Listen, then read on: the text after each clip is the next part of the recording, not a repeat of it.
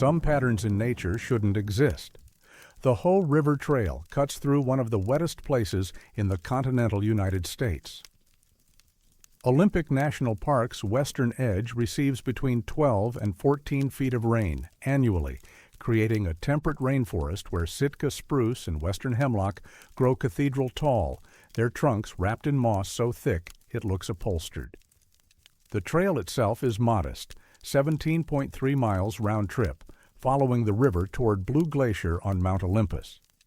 It's popular with weekend hikers and backpackers heading to the high country. The Park Service maintains it well. Rangers patrol it regularly. There's nothing about the Hoh River Trail that should feel unusual. But in late September of 2003, a Seattle-based hiking group noticed something strange near mile marker 7. The group had stopped for lunch on a relatively flat section of trail where the canopy opened slightly, allowing scattered sunlight to reach the forest floor.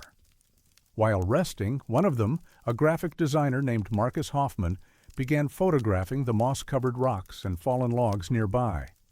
He had a particular interest in texture photography. When he reviewed the images that evening at camp, he noticed the moss on a large boulder formed what looked like a branching pattern, almost vein-like in its structure. He thought nothing of it until he saw a topographic map later that week. The moss pattern on the boulder matched almost exactly the drainage system of the Bogachiel River Valley, a watershed approximately 22 miles northwest of where the photograph was taken. The similarity was striking enough that Hoffman posted the comparison on a hiking forum, treating it as an interesting coincidence. Several other users responded with their own photographs from the same general area of the trail. 3 more showed similar patterns. One displayed moss growth that replicated the contour lines of the Hoh Lake Basin. Another seemed to trace the ridgeline of the Bailey Range. None of the photographers had noticed the patterns while hiking. They only became apparent in images, viewed later, compared against maps. By 2004, the phenomenon had attracted enough attention that botanists from the University of Washington made a field visit. Dr. Sarah Lindholm, a bryologist specializing in Pacific Northwest moss species, led a small team to document and analyze the formations. What they found was difficult to reconcile with known biological processes. The moss in question was primarily Isothecium myoceroides, common to the region, with some Rhytidiadelphis laureus mixed in. Both species grow in humid environments and spread through spore dispersal and vegetative fragmentation. Their growth patterns are influenced by moisture gradients, substrate texture, light availability, and microtopography. There is no established mechanism by which moss could sense or replicate geographic features miles away, especially features obscured by mountains and dense forest. Yet the correlation was undeniable. Dr. Lindholm's team used GPS coordinates to mark 17 distinct moss formations along a 3-mile stretch of trail. They photographed each formation from multiple angles, then overlaid the images onto USGS topographic maps of the surrounding region. 14 of the 17 formations corresponded to identifiable geographic features: river valleys, ridge systems, glacial moraines, all located between 18 and 26 miles from the trail. The accuracy ranged from 2.8 to 4.1 meters when scaled appropriately. "We checked for coincidence," Dr. Lindholm later wrote it in her field notes, now part of the Olympic National Park archive. "We rotated the images, flipped them, scaled them arbitrarily. The matches only held when oriented correctly to true north and scaled to match the actual distance ratios of the geographic features. It wasn't pareidolia. It wasn't our imagination." A forest ranger named Rebecca Talbot had worked the Hoh River Trail for 11 years when the researchers arrived. She'd hiked every mile of it countless times in every season. When asked about the moss formations, she paused before answering. "People ask me if I've seen them," she said. "I have, but I didn't start noticing them until 2002, maybe early 2003. Before that, moss was just moss. Then one day I'm walking past mile marker 6, and I look down at this log, and I see the shape of the Hoh River Delta, clear as anything. And I thought, that's odd. So I started paying attention. Once you see one, you start seeing them everywhere. Talbot mentioned something else. In late 2005, she'd been hiking the trail with a seasonal ranger named Kyle Brennan. They'd stopped near one of the documented formations, a large patch of moss on a fallen Sitka spruce that appeared to map the contours of the Quinault River watershed. Brennan had knelt down to look at it more closely. After a long silence, he'd said, "It's growing toward something." Talbot didn't understand what he meant. "He said the moss looked like it was oriented," she explained, "like the pattern wasn't just random growth shaped by moisture. He said it looked directional, like it was reaching toward the actual place it was mapping." Brennan left the Park Service 3 months later. Attempts to contact him for this account were unsuccessful. A long-distance hiker named Amanda Cruz had spent 2 weeks hiking sections of the Olympic Wilderness in August of 2007. She mentioned that she'd started noticing the moss patterns on other trails as well, not just the Hoh River Trail, but also along the Dos Wallops River and near Deer Park. She described feeling unsettled by them. "It's like the forest is keeping track of itself," Cruz said. "Like it's making a record, but for what? And for who?" The team collected samples for laboratory analysis. They examined spore distribution, cellular structure, and growth rates. They tested for unusual mineral content in the substrate. They reviewed weather data, hydrological patterns, and historical photographs of the area. Nothing explained the formations. One of the graduate students on the project, a man named David Ortega, suggested that perhaps hikers had unconsciously arranged the moss themselves, stepping in patterns, disturbing growth in ways that created the shapes over time. But time-lapse photography installed on 3 formations over a 6-month period showed no human contact. The moss simply grew that way. By 2006, word of the moss formations had spread beyond academic circles. Hiking blogs mentioned them. A small article appeared in a Seattle Alternative weekly.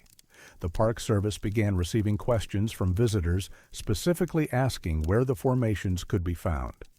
Rangers were instructed to downplay the phenomenon, to describe it as interesting moss growth and nothing more. Dr. Lindholm submitted her findings to the Journal of Bryology in early 2007. The paper detailed the geographic correlations, the sampling methodology, and the lack of any identified biological mechanism to explain the formations. It was rejected. The editor's response, preserved in Dr. Lindholm's records, stated that while the observations were intriguing, the journal could not publish results that lacked a coherent theoretical framework grounded in established botanical science. She submitted to 2 other journals. Both rejected the paper. In private correspondence with a colleague at Oregon State University, Dr. Lindholm wrote, "I don't know how to explain this without sounding irrational. The moss knows where things are, it's drawing maps, and no one wants to talk about it." Her team returned to the Hoh River Trail in August of 2007 to conduct follow-up observations. Several of the original formations had been damaged, scraped off by maintenance crews, disturbed by falling branches, or simply degraded by weather. But new formations had appeared. One, located near mile marker 8, seemed to trace the outline of the Salt Duke River Valley with startling precision. Another, growing on a boulder near the trail junction to Hoh Lake, displayed a pattern resembling the fault lines documented in seismic surveys of the region. Dr. Lindholm did not return to the Hoh River Trail after 2007. She continued her work in bryology, publishing several well-regarded papers on moss ecology and climate adaptation. She never again wrote about the formations. In a brief email exchange in 2012, she declined to discuss the project, saying only, "I think it's better to leave some questions unasked." The Park Service stopped acknowledging the phenomenon officially in 2009. Rangers no longer mention it during trail briefings. The formations are not marked on maps. When visitors ask about them, they're told that moss grows in unpredictable ways, that the human mind is skilled at seeing patterns where none exist. But the moss is still there. Hikers still photograph it. They still post comparisons online, matching the shapes to maps of distant valleys and rivers. The correlations remain consistent. The accuracy has not diminished. If anything, the formations have become more detailed. Fine branches and tributaries appearing in the moss that correspond to seasonal streams and ephemeral drainage channels that only flow during heavy rain. Some patterns in nature follow rules we understand. Water flows downhill. Trees grow toward light. Moss spreads where moisture allows. But along the Hoh River Trail, something else is happening. The moss is drawing maps of places it has never touched, carving topography into its growth with geometric precision. And no one knows why. No one knows if it's spreading. No one knows what exactly the forest is trying to show us. The trail remains open. The moss continues to grow.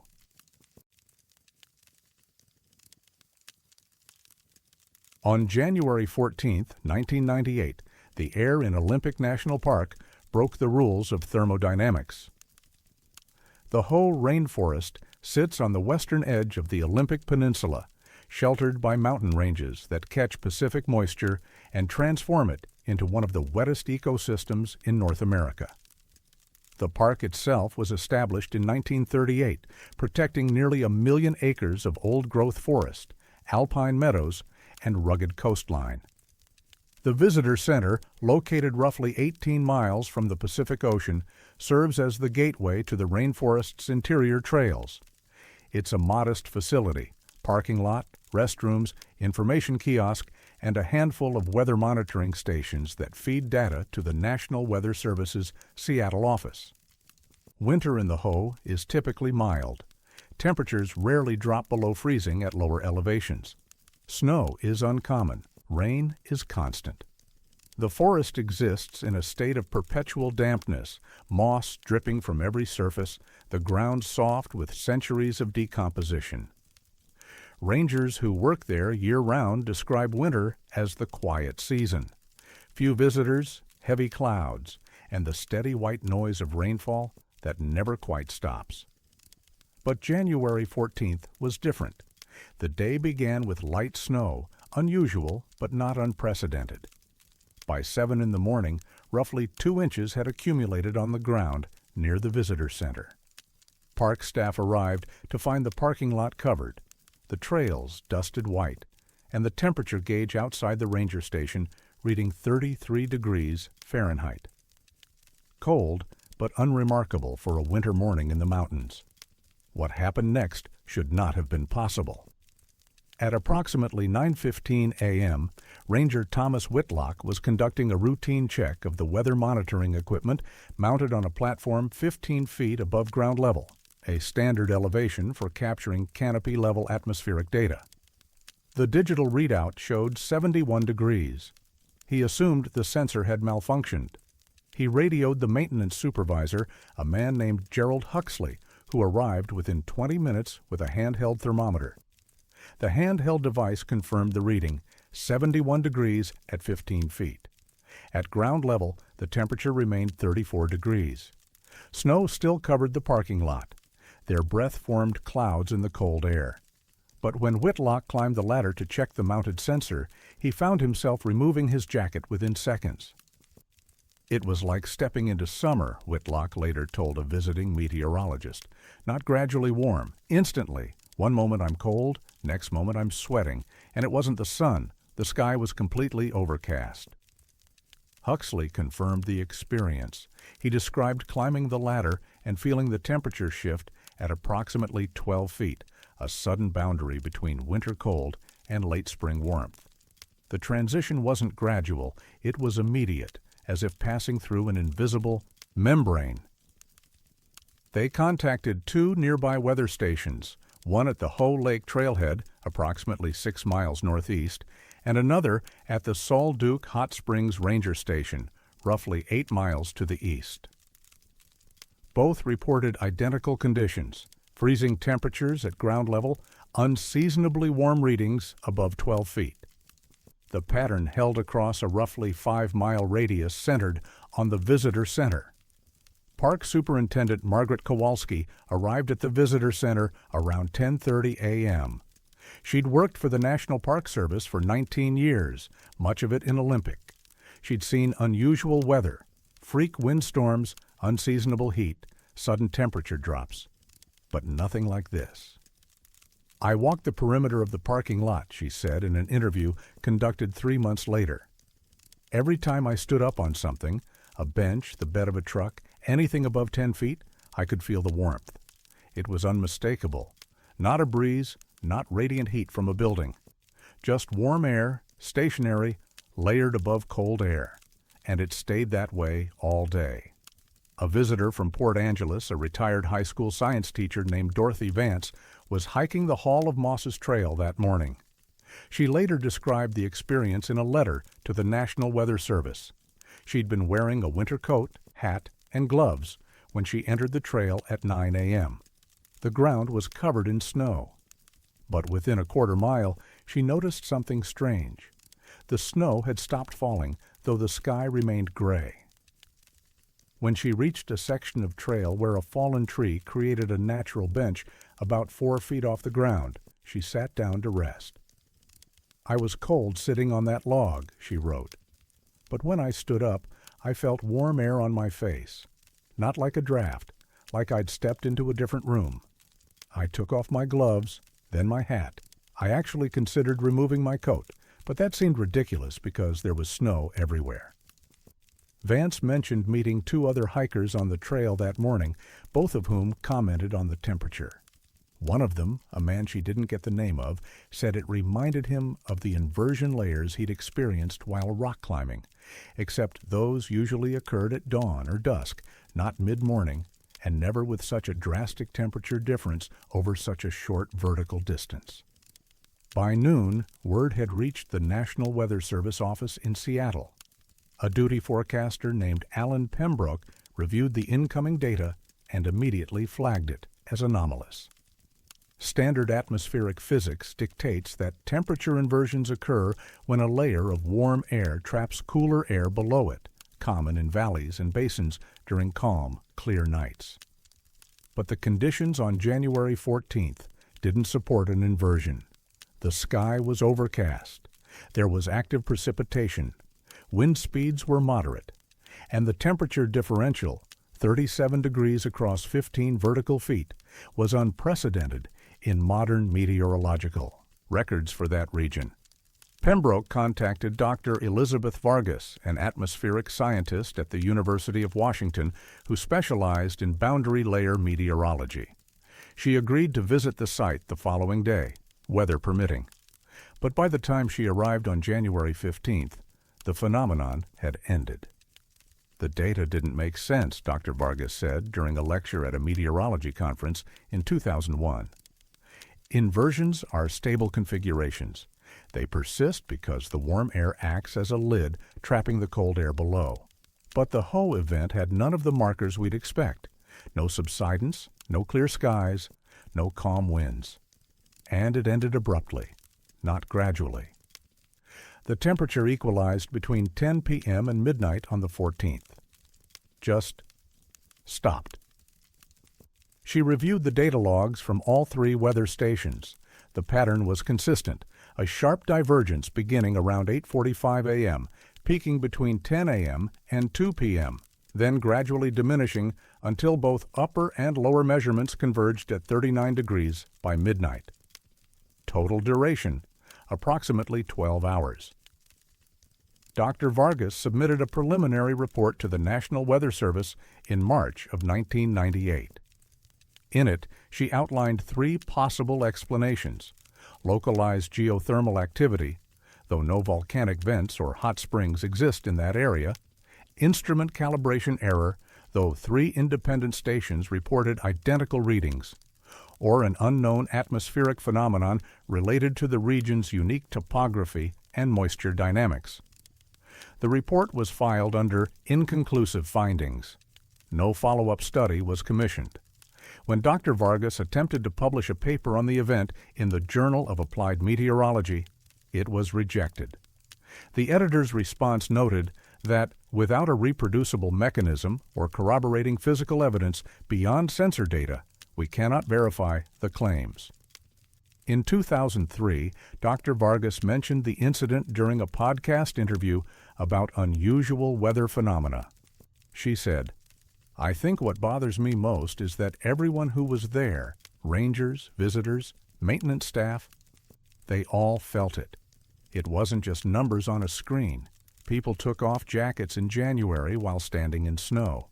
That happened, and we have no explanation." The National Weather Service archived the data under equipment malfunction. The sensors were recalibrated. No similar event has been reported since, but park rangers who worked that day remember it differently. Thomas Whitlock, who retired in 2007, mentioned in his exit interview that he'd occasionally return to the visitor center parking lot on cold winter mornings and climb the weather platform ladder. "Just to check," he said. Just to see if it would happen again. It never did. The snow that fell on January 14th melted by late afternoon, though the ground temperature remained below freezing until evening. Hikers who were on the trails that day sometimes mention it in the online forums, usually in threads about strange weather or unexplained natural phenomena. They describe the disorientation of feeling cold and warm simultaneously, of existing in two climates at once, separated only by the height of a person's reach. The Hoh Rainforest continues to receive 14 feet of rain each year. The weather stations still transmit data to Seattle every hour. The visitor center opens daily, and rangers answer questions about moss, Roosevelt elk, and the best trails for winter hiking.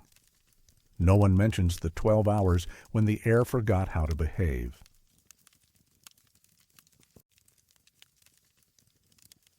In August of 2012, sound stopped obeying the speed at which it travels. Blue Glacier sits at approximately 7,000 feet on the northern slope of Mount Olympus, the highest peak in Olympic National Park. The glacier itself is a remnant of the last ice age, retreating steadily since measurements began in the 1950s. Access requires a 17-mile hike from the Hoh River trailhead, gaining nearly 5,000 feet in elevation. The final approach crosses a lateral moraine, a ridge of rock and sediment deposited by glacial movement, before opening onto a basin where the ice face rises in irregular seracs and crevasses. The area is remote. Cell service is non-existent. Rangers patrol occasionally during summer months, but most days pass without human presence. The terrain is unforgiving: loose scree, hidden crevasses, sudden weather changes. Climbers attempting the summit of Mount Olympus use the glacier as a staging area, camping on the moraine before beginning technical ascents at dawn. It's a place defined by silence, wind, ice cracking, the occasional rumble of rockfall. The kind of silence that amplifies small sounds: a boot scraping stone, a tent zipper, the crinkle of a food wrapper. Sounds carry in predictable ways here. Voices echo off the canyon walls with measurable delay. Physics works as expected, until it didn't. On August 9, 2012, a group of 4 backpackers set up camp on the moraine approximately 300 yards from the glacier's terminus. They were experienced hikers, 2 couples from Portland, all in their 30s, with previous wilderness experience. Their names were recorded in the trail register at the ranger station: Michael and Jennifer Torres, and Brandon Keefe with his partner, Amanda Caldwell. They arrived at the campsite around 4 p.m. Weather was clear. Visibility was excellent. They established camp, prepared dinner, and settled in for the evening. Around 7:30 p.m., as daylight began to fade, Michael Torres walked a short distance from the tents to take photographs of the glacier face catching the last sunlight. He called back to the others, asking someone to hand him a different lens from his pack. The response came before he finished speaking.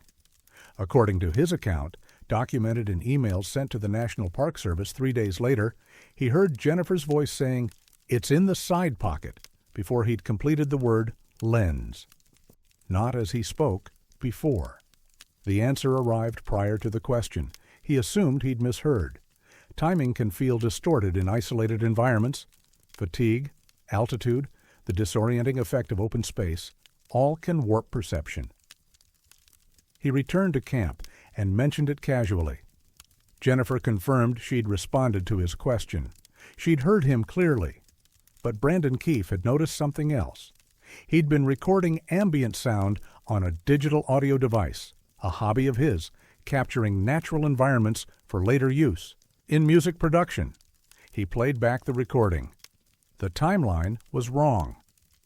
On the recording, Michael's voice begins the question at timestamp 7 minutes, 32 seconds. Jennifer's response, clear, unmistakable, occurs at 7 minutes, 30.7 seconds. 1.3 seconds before the question ends.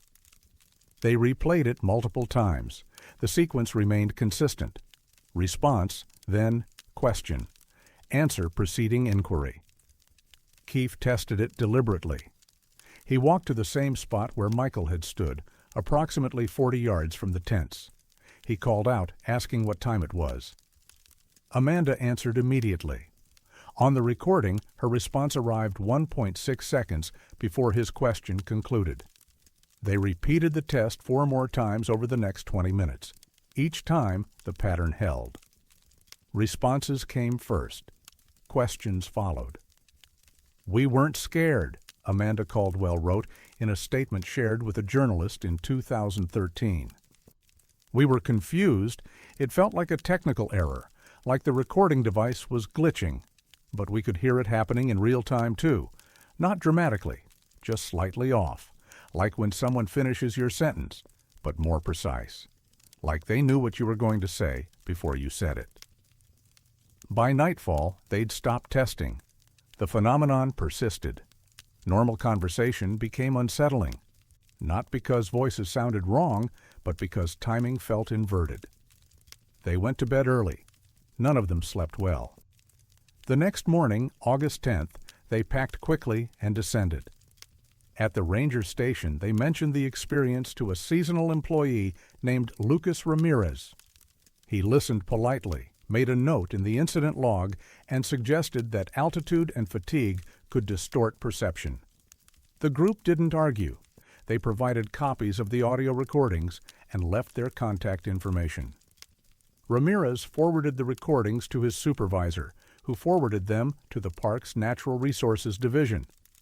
Someone there, records don't specify who, sent them to Dr. Patricia Navarro, an acoustic engineer at the University of Oregon specializing in environmental sound propagation. Dr. Navarro reviewed the files in late August. Her initial analysis, preserved in email correspondence obtained through a public records request, noted temporal anomalies inconsistent with known acoustic behavior. She requested additional information, exact GPS coordinates, atmospheric conditions, topographic details. The park provided what it had. By mid-September, Dr. Navarro had assembled a small team, 2 graduate students and a colleague from the physics department. They planned a field visit for early October before winter weather closed access to the high country. They spent 3 days at the site. They brought professional recording equipment, GPS-synchronized devices, and calibrated instruments for measuring sound propagation. They conducted controlled tests, clapping, shouting, using tone, generators at various frequencies. They mapped the acoustic environment, documented echo patterns, measured atmospheric pressure and temperature gradients. The phenomenon repeated. In 17 of 19 tests, responses arrived before stimuli. The time differential ranged from 1.1 to 1.8 seconds. The effect occurred only within a specific zone, roughly circular, approximately 80 yards in diameter, centered on the location where the Torres group had camped. Outside this zone, sound behaved normally. Inside, causality inverted. One of the graduate students, a man named Jeremy Walsh, described the experience in his field notes. You speak, and the canyon answers before your voice finishes traveling. Not an echo. Something else. The environment responds to sound it hasn't received yet. Dr. Navarro recorded over 6 hours of audio. She documented temperature, humidity, wind speed. She photographed the site from multiple angles. She collected rock samples, measured elevation, noted the proximity to the glacier. Nothing explained the observations. In November 2012, she submitted a preliminary report to the National Park Service. The report outlined the findings, included audio files, and proposed several hypotheses. Localized atmospheric refraction causing unusual propagation paths, interference patterns from the glacier's acoustic properties, equipment malfunction affecting multiple independent devices. None of the hypotheses fit the data. The park's response was cautious. They thanked Dr. Navarro for her work. They classified the report as preliminary environmental observations and filed it without further action. No press release was issued. No follow-up study was commissioned. Dr. Navarro attempted to publish her findings in the Journal of the Acoustical Society of America. The submission was rejected. Reviewers noted that while the data was intriguing, it contradicted fundamental principles of sound propagation and would require extraordinary corroboration before publication could be considered. She submitted to 2 other journals. Both declined. In January 2013, Dr. Navarro received a formal request from the University of Oregon's administration. The request, politely worded, suggested that continued pursuit of the Blue Glacier research might compromise the credibility of the acoustics program. No explicit directive was given. The implication was clear. She stopped discussing the project publicly. When contacted for this account, she declined to comment. Her graduate students, now working in other fields, also declined. Jeremy Walsh responded to a written inquiry with a single sentence. I'd prefer not to revisit that research. The audio recordings remain in the park's archive, filed under Visitor Incident Reports, resolved. The campsite on the moraine is unmarked. No warning signs indicate unusual acoustic conditions. Rangers don't mention it during trail briefings. But climbers still camp there. Some report feeling disoriented during conversations, timing that seems slightly wrong, responses that arrive too quickly. Most attribute it to fatigue or altitude. A few mention it on mountaineering forums, usually in threads about strange experiences in remote places.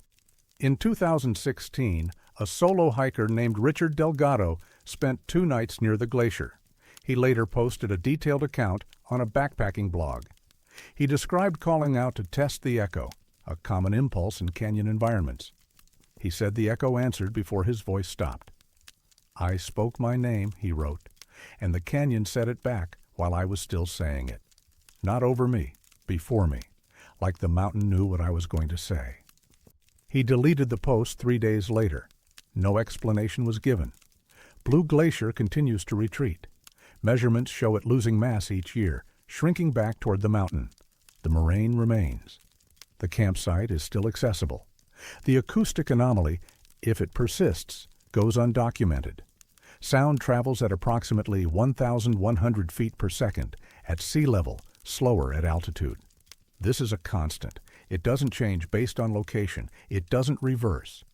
But near Blue Glacier, in a circle roughly 80 yards across, something violated that constant, for reasons no one can explain, in ways no one can reproduce.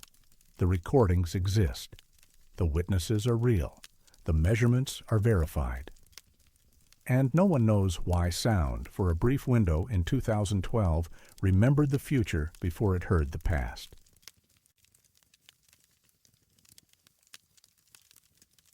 Some trees remember years that never happened. Elk Lake sits at approximately 4,000 feet elevation in the eastern section of Olympic National Park, accessible via a moderately difficult trail that climbs through old-growth forest before opening onto subalpine meadows. The lake itself is small, roughly 12 acres, surrounded by Sitka spruce, mountain hemlock, and subalpine fir.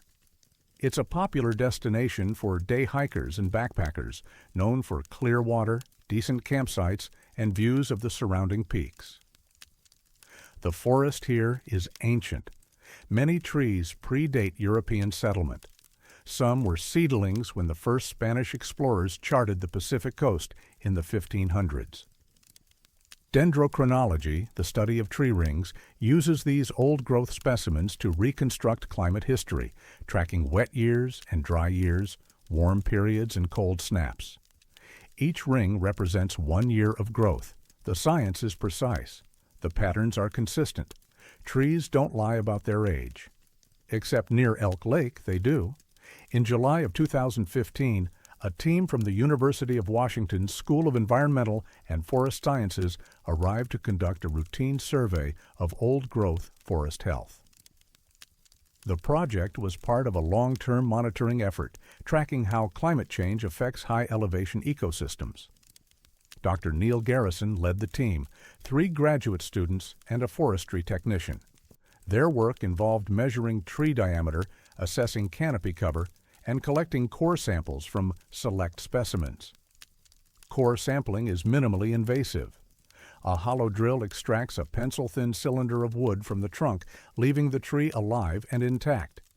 The sample shows the complete ring sequence from bark to center, providing a precise record of the tree's age and growth history. On July the 23rd, the team sampled a large Sitka spruce approximately 200 yards west of the lake's northern shore. The tree measured 4.2 feet in diameter at breast height, a significant specimen likely several centuries old. Graduate student Monica Reyes performed the extraction. The core came out clean, undamaged. Back at camp that evening, they examined the sample under magnification. Reyes counted 87 distinct rings. Based on the tree's size and species, that seemed impossibly young. A Sitka spruce of that diameter in that environment should be at least 150 years old, possibly older. Dr. Garrison assumed the center rings were too compressed to count accurately, a common issue in very old trees where early growth rings become microscopic. They made a note to re-examine the sample in the lab with better equipment. But when they processed the sample at the university 2 weeks later, the count remained the same, 87 rings. They ran radiocarbon dating on material from the innermost rings.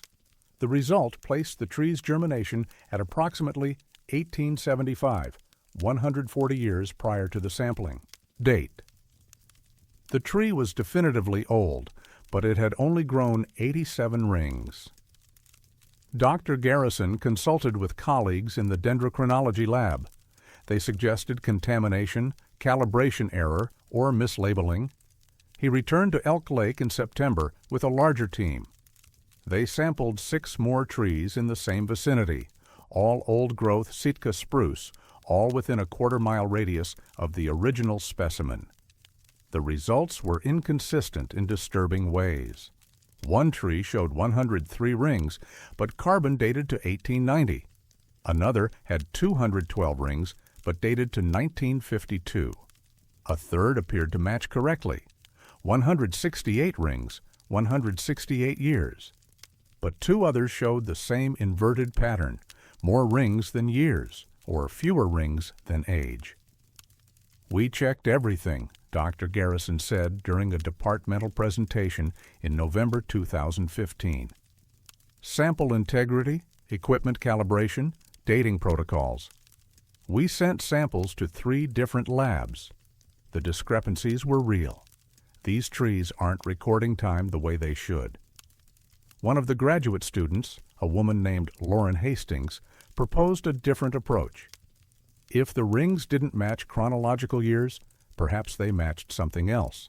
Seasonal cycles, lunar phases, some environmental trigger other than annual growth. She spent 3 months analyzing the ring patterns, looking for correlations with historical weather data, solar cycles, tidal patterns. She found nothing. The rings appeared random in their relationship to actual time. Some years showed multiple rings. Other years showed none. There was no pattern, no predictability. A forestry technician named Victor Schultz, who'd worked in Olympic National Park for 12 years, mentioned something during one of the site visits. He'd been tagging trees in that area back in 2008 as part of a wildlife habitat survey. He remembered the grove feeling off in a way he couldn't articulate. It was quiet, he said. Not just no birds. I mean, the air felt heavy, like time was moving slower. I'd check my watch and be surprised how little time had passed. I thought I'd been working for 2 hours, but it had only been 40 minutes. Made me feel like I was losing track of myself. Schultz mentioned that a ranger named Patricia Winters had told him the Quinault tribe had a name for the area around Elk Lake, though she couldn't remember the exact phrase. Something about the place where seasons forget. He dismissed it as folklore.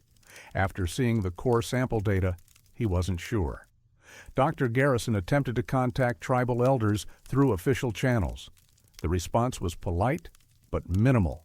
A tribal liaison confirmed that certain areas in the high country were considered significant, but declined to provide specific details. Traditional knowledge, she explained, wasn't something to be casually shared with researchers, especially regarding places where things don't follow the rules people expect. By early 2016, Dr. Garrison had collected core samples from 19 trees within a half-mile of Elk Lake.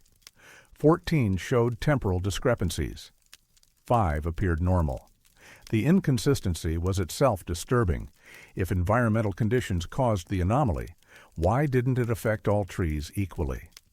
He submitted a paper to the journal Dendrochronologia in March 2016. The paper detailed the sampling methodology, the dating results, and the apparent disconnect between ring count and actual age. It proposed no mechanism. It simply documented the observations. The paper was rejected. One reviewer wrote, "The authors present data that contradicts fundamental principles of tree physiology without adequate explanation. Either the methodology is flawed or the conclusions are untenable. This journal cannot publish results that undermine established science without extraordinary supporting evidence." Dr. Garrison revised and resubmitted. Rejected again. He tried 2 other journals. Both declined. By late 2016, he stopped pursuing publication. The project was quietly shelved. Lauren Hastings continued analyzing the data independently. In her thesis defense in 2017, she included a brief section on the Elk Lake samples. Her advisor suggested removing it. She did. The section exists only in her personal drafts, never officially submitted. "The trees are experiencing time differently than we are," she wrote in those drafts. "Or they're recording something other than time. Either possibility is equally unsettling. If trees, organisms that exist in fixed locations, subject to the same physical laws as everything else, can disagree with calendars about how many years have passed, what does that say about the consistency of time itself?" In 2018, a park maintenance crew working near Elk Lake reported that their GPS units malfunctioned in the area. Coordinates drifting by 30 to 40 meters, timestamps jumping forward or backward by several minutes. The issue was noted in a work order, but never investigated. A backpacker named Daniel Wu spent 3 nights camping at Elk Lake in August 2019. In a blog post later removed from his website, he described feeling disoriented while hiking the loop trail around the lake. His watch showed 45 minutes elapsed, but his phone showed 93 minutes. He assumed his watch battery was dying. But when he checked his camera's timestamps against his phone, the camera matched his watch. 2 devices disagreed about how much time had passed. The grove near Elk Lake still stands. The trees continue growing. Hikers camp there regularly. No signs warn of anomalies. The trail map shows nothing unusual, but the core samples remain in storage at the University of Washington. 19 cylindrical pieces of wood, each telling a different story about how long they've been alive. Some counted 2, many years. Some counted too few. And no one knows which count is correct, the rings or the carbon. Dr. Garrison took a position at a university in Colorado in 2020. He no longer works on old-growth forest research. When asked about the Elk Lake project, he declines to comment. The trees are still there, adding rings each year, or not each year, or more than one ring per year, depending on what year means in that particular place where time doesn't move the way maps and calendars promise it will.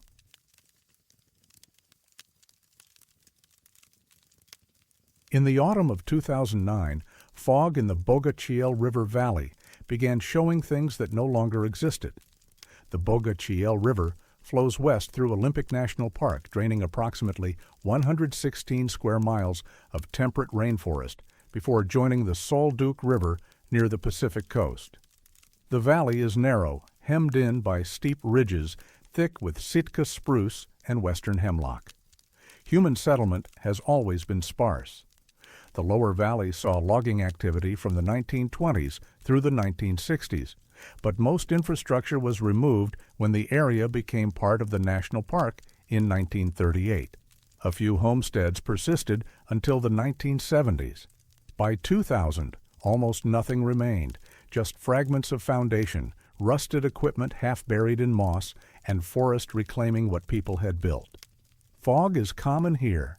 Moisture from the Pacific meets cold air draining from the mountains, creating dense banks that settle in the valley at dawn and dusk. Visibility drops to 20 or 30 feet. The fog moves slowly, following the river's course, pooling in low areas before dissipating as temperatures rise. It's predictable, seasonal, unremarkable, until October 15, 2009, when it started remembering. That morning, a park volunteer named Gregory Paulson was conducting a wildlife survey along the Bogachiel Trail, approximately 3 miles from the trailhead. He'd arrived before dawn, hoping to document elk movement patterns. Fog filled the valley as expected. Visibility was poor but manageable.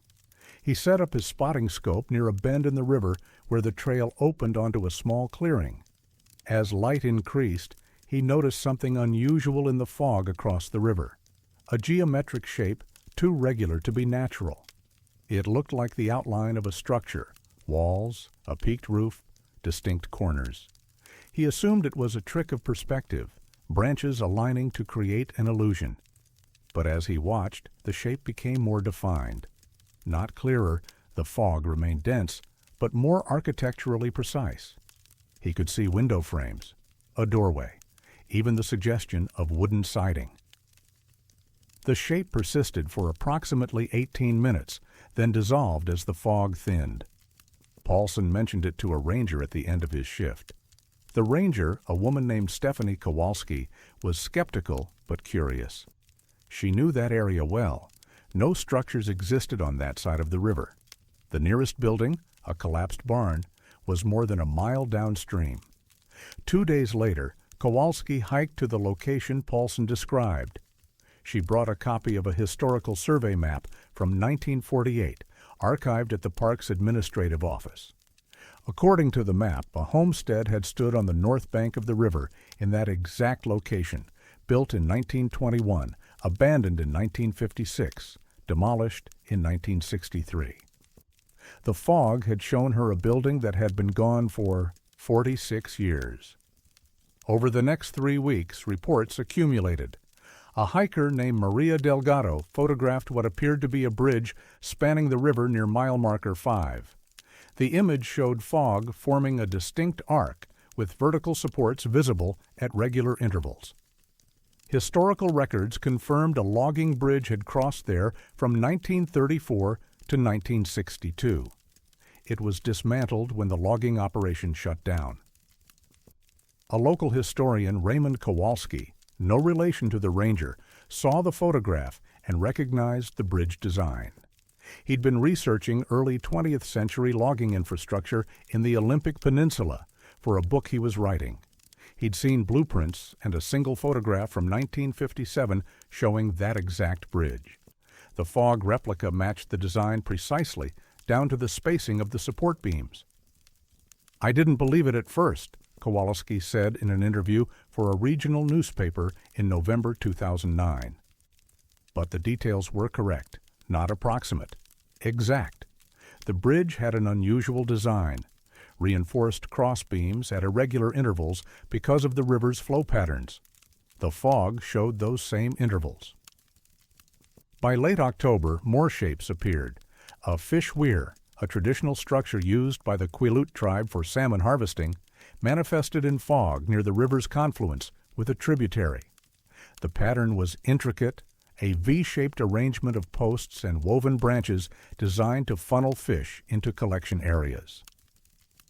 Anthropologist Dr. Helen Nguyen, working with the Tribal Cultural Resource Office, compared photographs of the fog formation to archival images from 1893.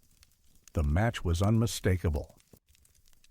The weir hadn't been used since the early 1900s, Dr. Nguyen explained.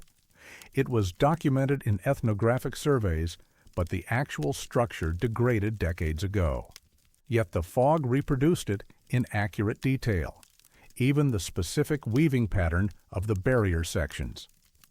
Park staff began documenting the phenomenon systematically. Rangers arriving at dawn brought cameras.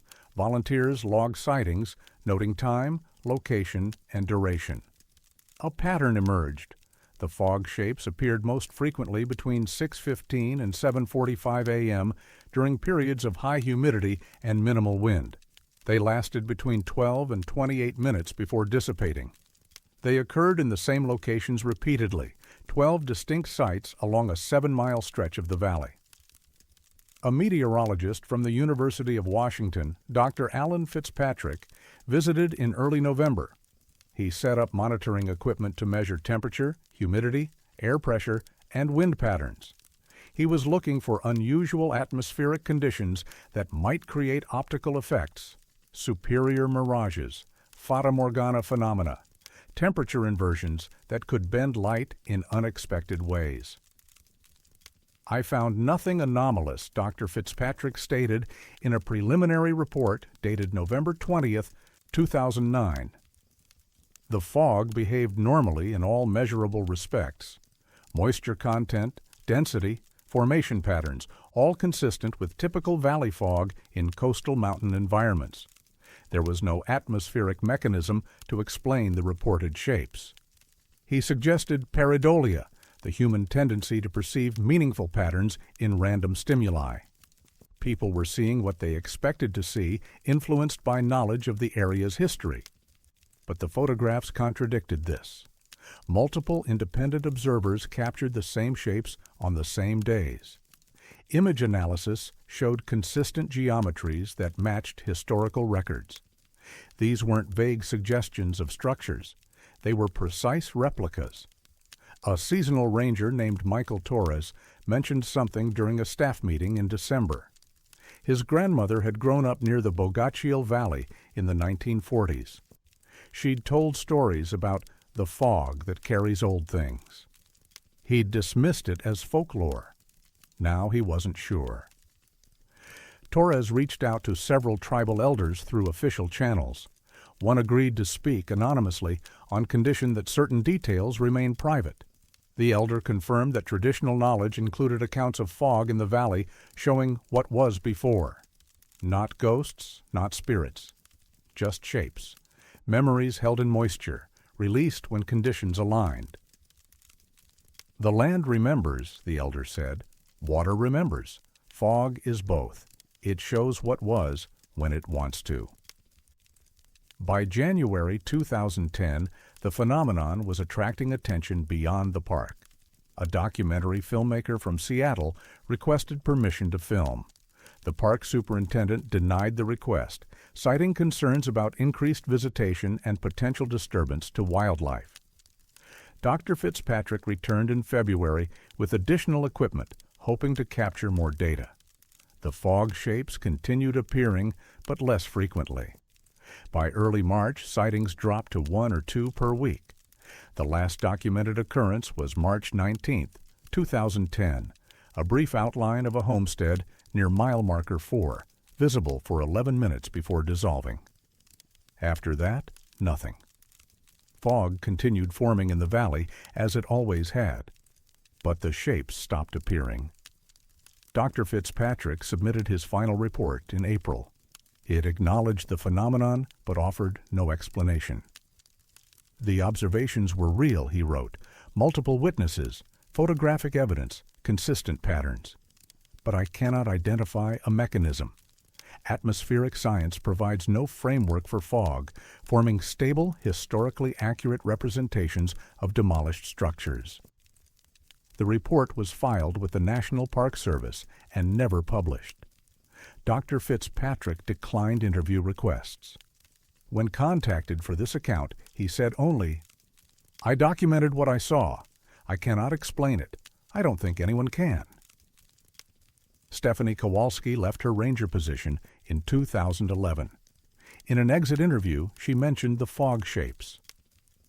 "I kept expecting someone to solve it," she said, "some scientist to come up with an explanation, but no one did, and I started to think maybe there isn't one. Maybe some things just happen." The photographs remain in the park's archive. Dozens of images showing fog in impossible shapes, buildings, bridges, structures that haven't existed in decades, all captured between October 2009 and March 2010, all documented, dated, verified. And then it stopped. The Bogachiel Valley still fills with fog on cold mornings. Hikers walk the trail daily. Rangers patrol regularly. The river flows as it always has, carving its path through ancient forest. But the fog shows nothing now except fog. Historians occasionally reference the photographs when researching the valley's settlement history. The fog shapes corrected several errors in archival records: a homestead misplaced on maps, a bridge whose exact location had been uncertain, a fishing weir whose design was previously incompletely documented. The fog remembered more accurately than people did, and for 5 months it showed what it remembered. Then it went back to being just fog.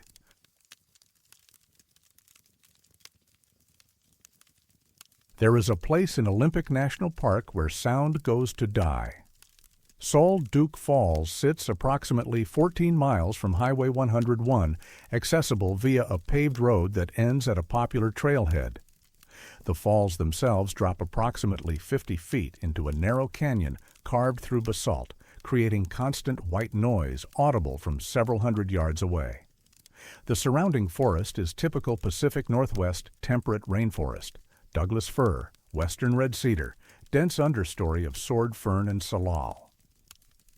Wildlife is abundant: Roosevelt elk, black-tailed deer, varied thrushes, winter wrens, Douglas squirrels.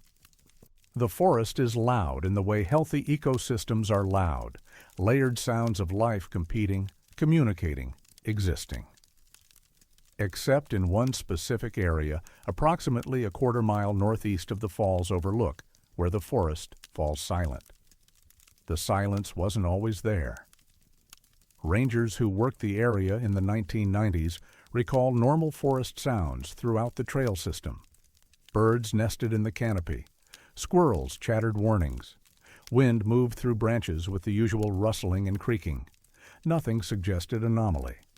The first documented mention appears in a wildlife survey report from June 2004. Biologist Rachel Martinez was conducting a breeding bird census, standard protocol for monitoring avian populations in national parks. The census involves walking established routes at dawn, stopping at predetermined intervals to record all bird calls heard within a 10-minute window.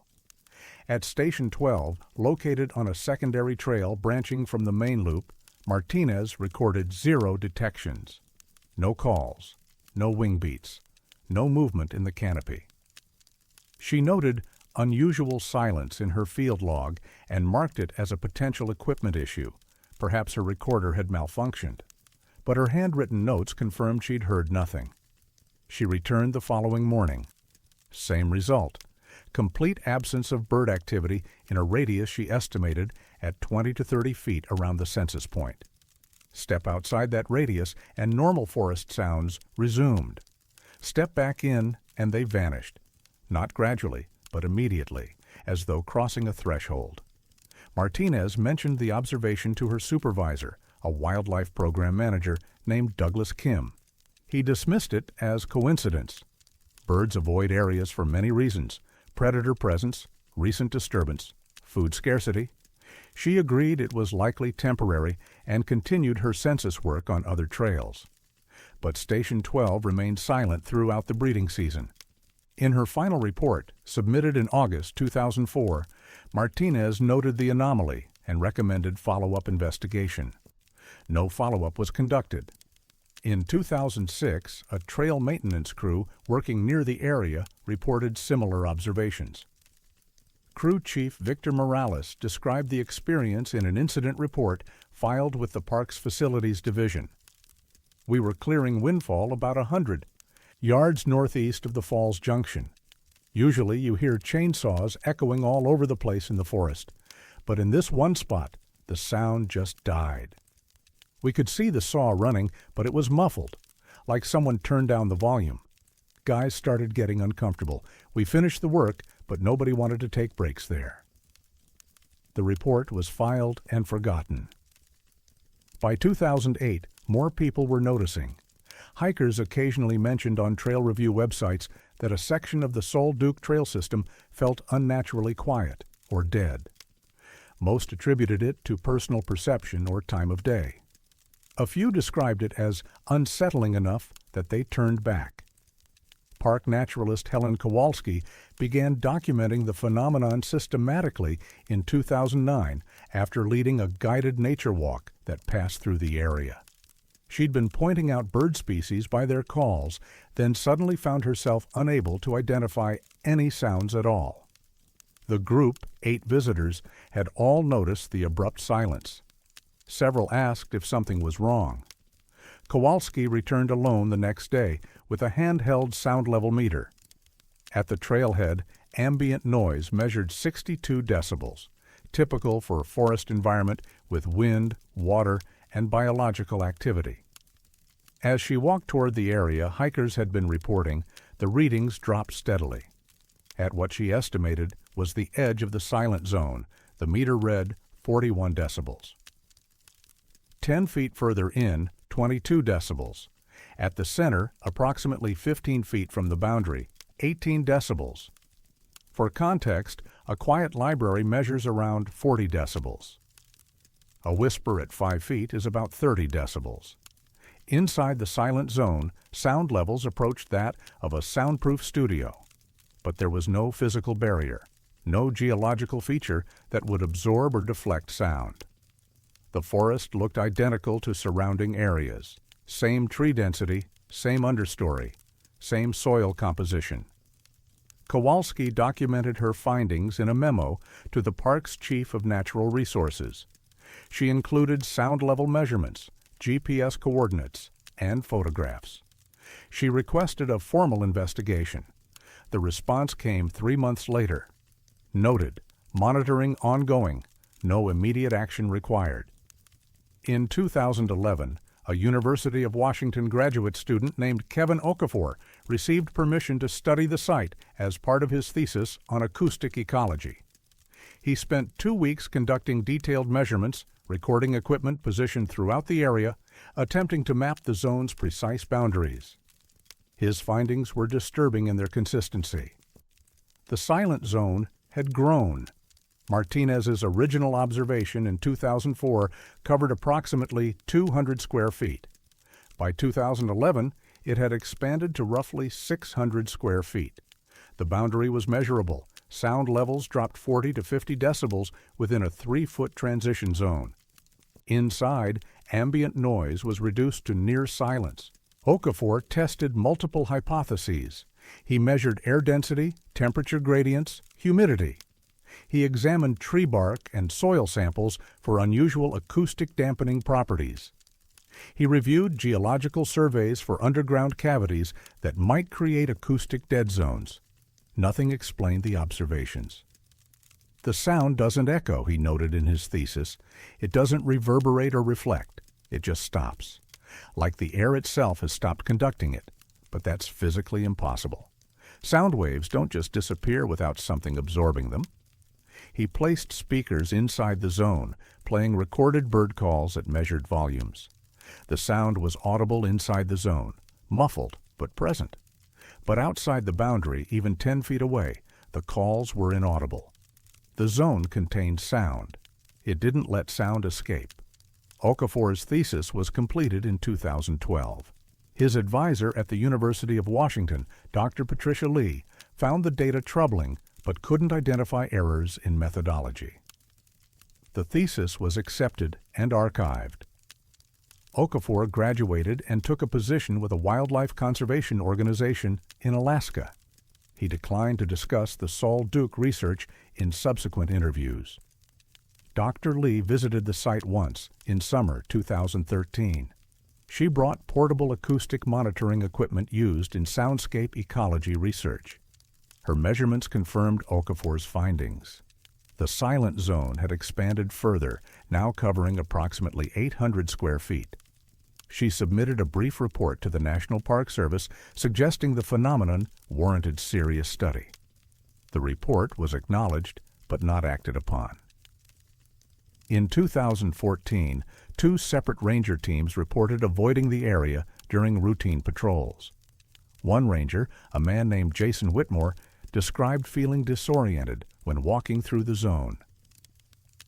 "It's not just that it's quiet," he said in an informal interview with a park colleague. "It's that your own footsteps sound wrong, muffled, like you're walking in a dream.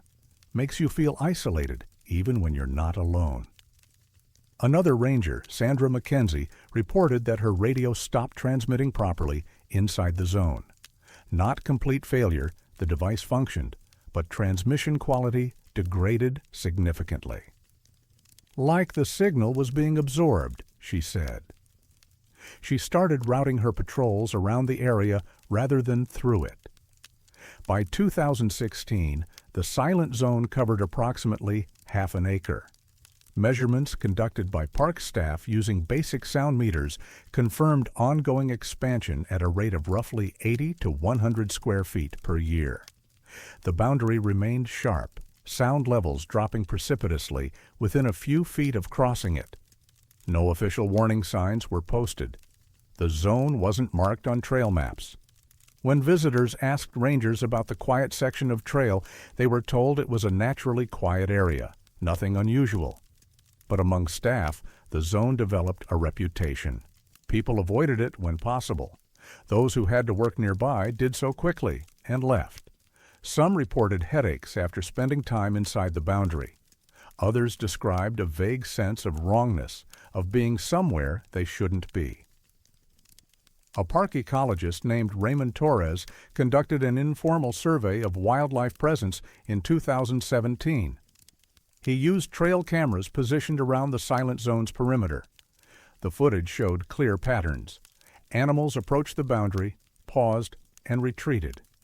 Deer, elk, coyotes, even small mammals like squirrels and chipmunks, all exhibited avoidance behavior. Nothing entered the zone voluntarily. Torres mentioned his observations in a staff meeting. He suggested the phenomenon might involve subsonic frequencies or infrasound, sound below the range of human hearing that can cause discomfort or disorientation. Testing would require specialized equipment the park didn't possess.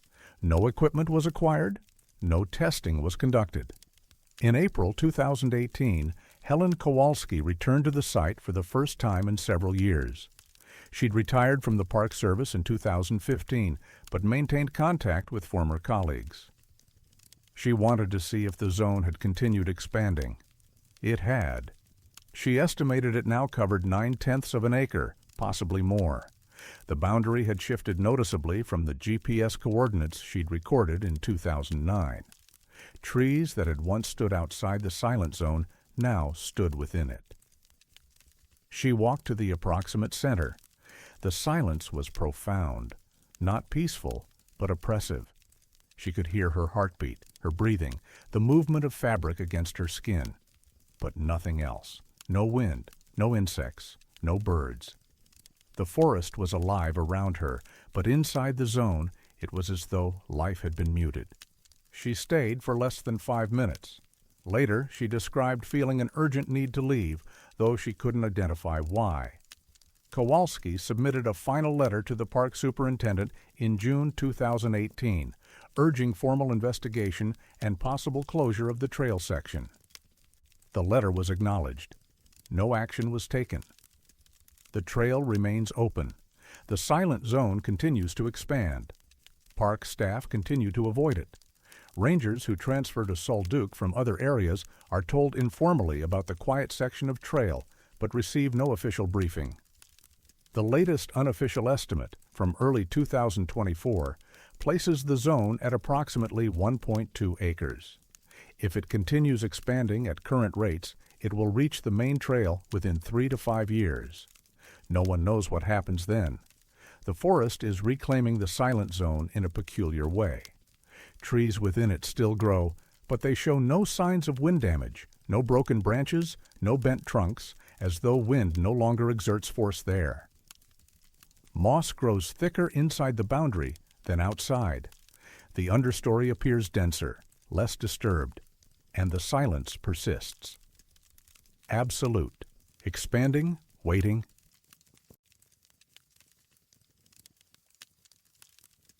Some trails don't lead forward. The South Fork Hoh Trail follows the southern branch of the Hoh River through Olympic National Park, cutting through dense temperate rainforest for approximately 18 miles before reaching Big Flat, a popular camping area used by climbers approaching Mount Olympus.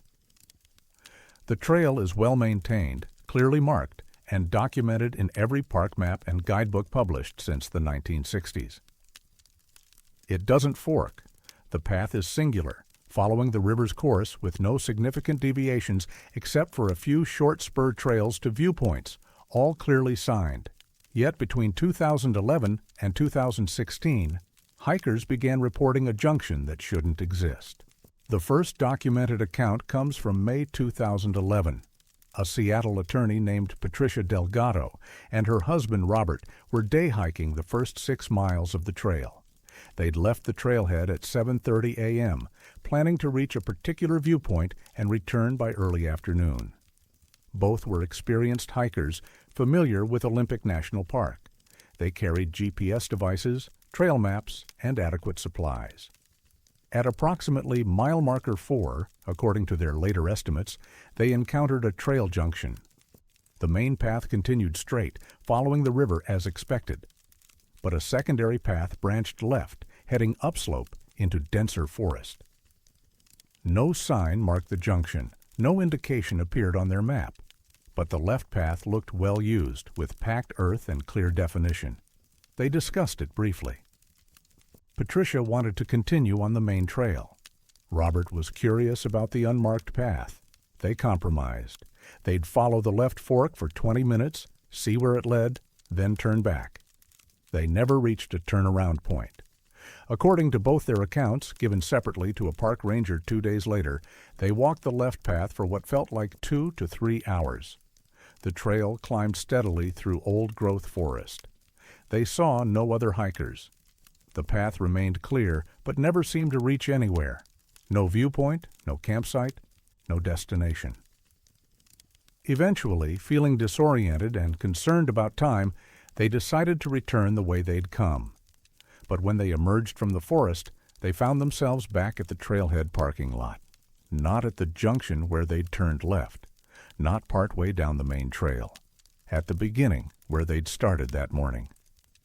It didn't make sense, Patricia said in her written statement. We'd been walking away from the trailhead for hours. We never turned around, never backtracked. We just walked, and then we were back where we started. Robert checked his watch. 2:40 p.m. They'd been hiking for 7 hours. Their GPS devices showed their location correctly, the trailhead, but the track logs were incomplete. Both devices showed them arriving at the parking lot at 7:35 a.m., then a gap in data, then a new position fix at 2:38 p.m. The interim period showed no movement data, no breadcrumb trail, no recorded positions. Then Robert checked his truck's odometer. When they'd arrived that morning, he'd noted the mileage out of habit, 73,412 miles. Now it read 73,365 miles, 47 miles less than it had shown 7 hours earlier. He assumed the odometer had malfunctioned, but when he checked the trip meter, which he'd reset at home, it showed negative 47 miles. Not zero, not the expected 230 miles round trip from Seattle. Negative 47. The Delgados reported the experience to a park ranger, primarily because of the unmapped trail junction. They were concerned that hikers might become lost if the fork wasn't signed. The ranger, a seasonal employee named Thomas Brennan, made a note of the report but found it difficult to take seriously. He'd hiked the South Fork Hoh Trail dozens of times. No junction existed at mile 4. He hiked the trail 2 days later specifically to check. He found nothing. No fork, no secondary path, no signs of recent trail construction or informal use. In August 2012, a Portland couple named Michael Huang and Jennifer Ortiz reported an identical experience. Same trail, same approximate location, same unmapped fork. They took the left path, walked for what felt like several hours, and emerged at the trailhead without backtracking. Their GPS devices showed data gaps. Michael's car odometer read 47 miles, less than when they'd arrived. This time, Ranger Brennan took the report more seriously. He requested a trail crew inspect the area thoroughly. They found no evidence of any junction at mile 4 or anywhere nearby. By 2014, similar reports had accumulated. A solo hiker named Amanda Kowalski, a group of 3 college students from Eugene, a retired couple from Bellingham. All described the same phenomenon: an unmarked fork, a left turn, hours of walking, and impossible return to the starting point. All reported GPS data gaps. All, those who checked, found their vehicle odometers showing exactly 47 fewer miles. Park officials began quietly investigating. They reviewed trail maps going back to the 1930s. No historical junction existed at mile 4. They examined aerial photography. No secondary path was visible. They consulted with the trail maintenance supervisor, a man named Douglas Kim, who'd worked in the park for 23 years. He confirmed no authorized trail construction had occurred in that area, and no informal trails had been reported or observed. In October 2014, Ranger Brennan hiked the trail with a park resource specialist named Helen Martinez.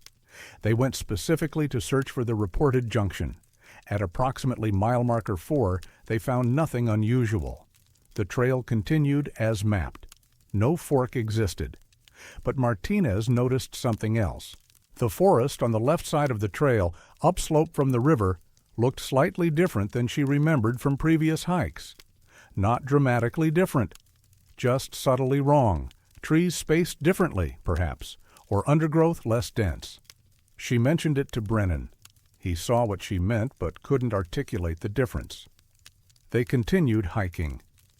When they returned to the parking lot that afternoon, Brennan checked his truck's odometer. It showed the same mileage as when he'd arrived. No discrepancy. Whatever was happening, it didn't happen to everyone. A park geologist, Dr. Richard Santos, reviewed topographic maps and geological surveys of the area in early 2015. He found no unusual features, no magnetic anomalies, no caves or underground voids, no fault lines that might create spatial distortions. The area was geologically unremarkable.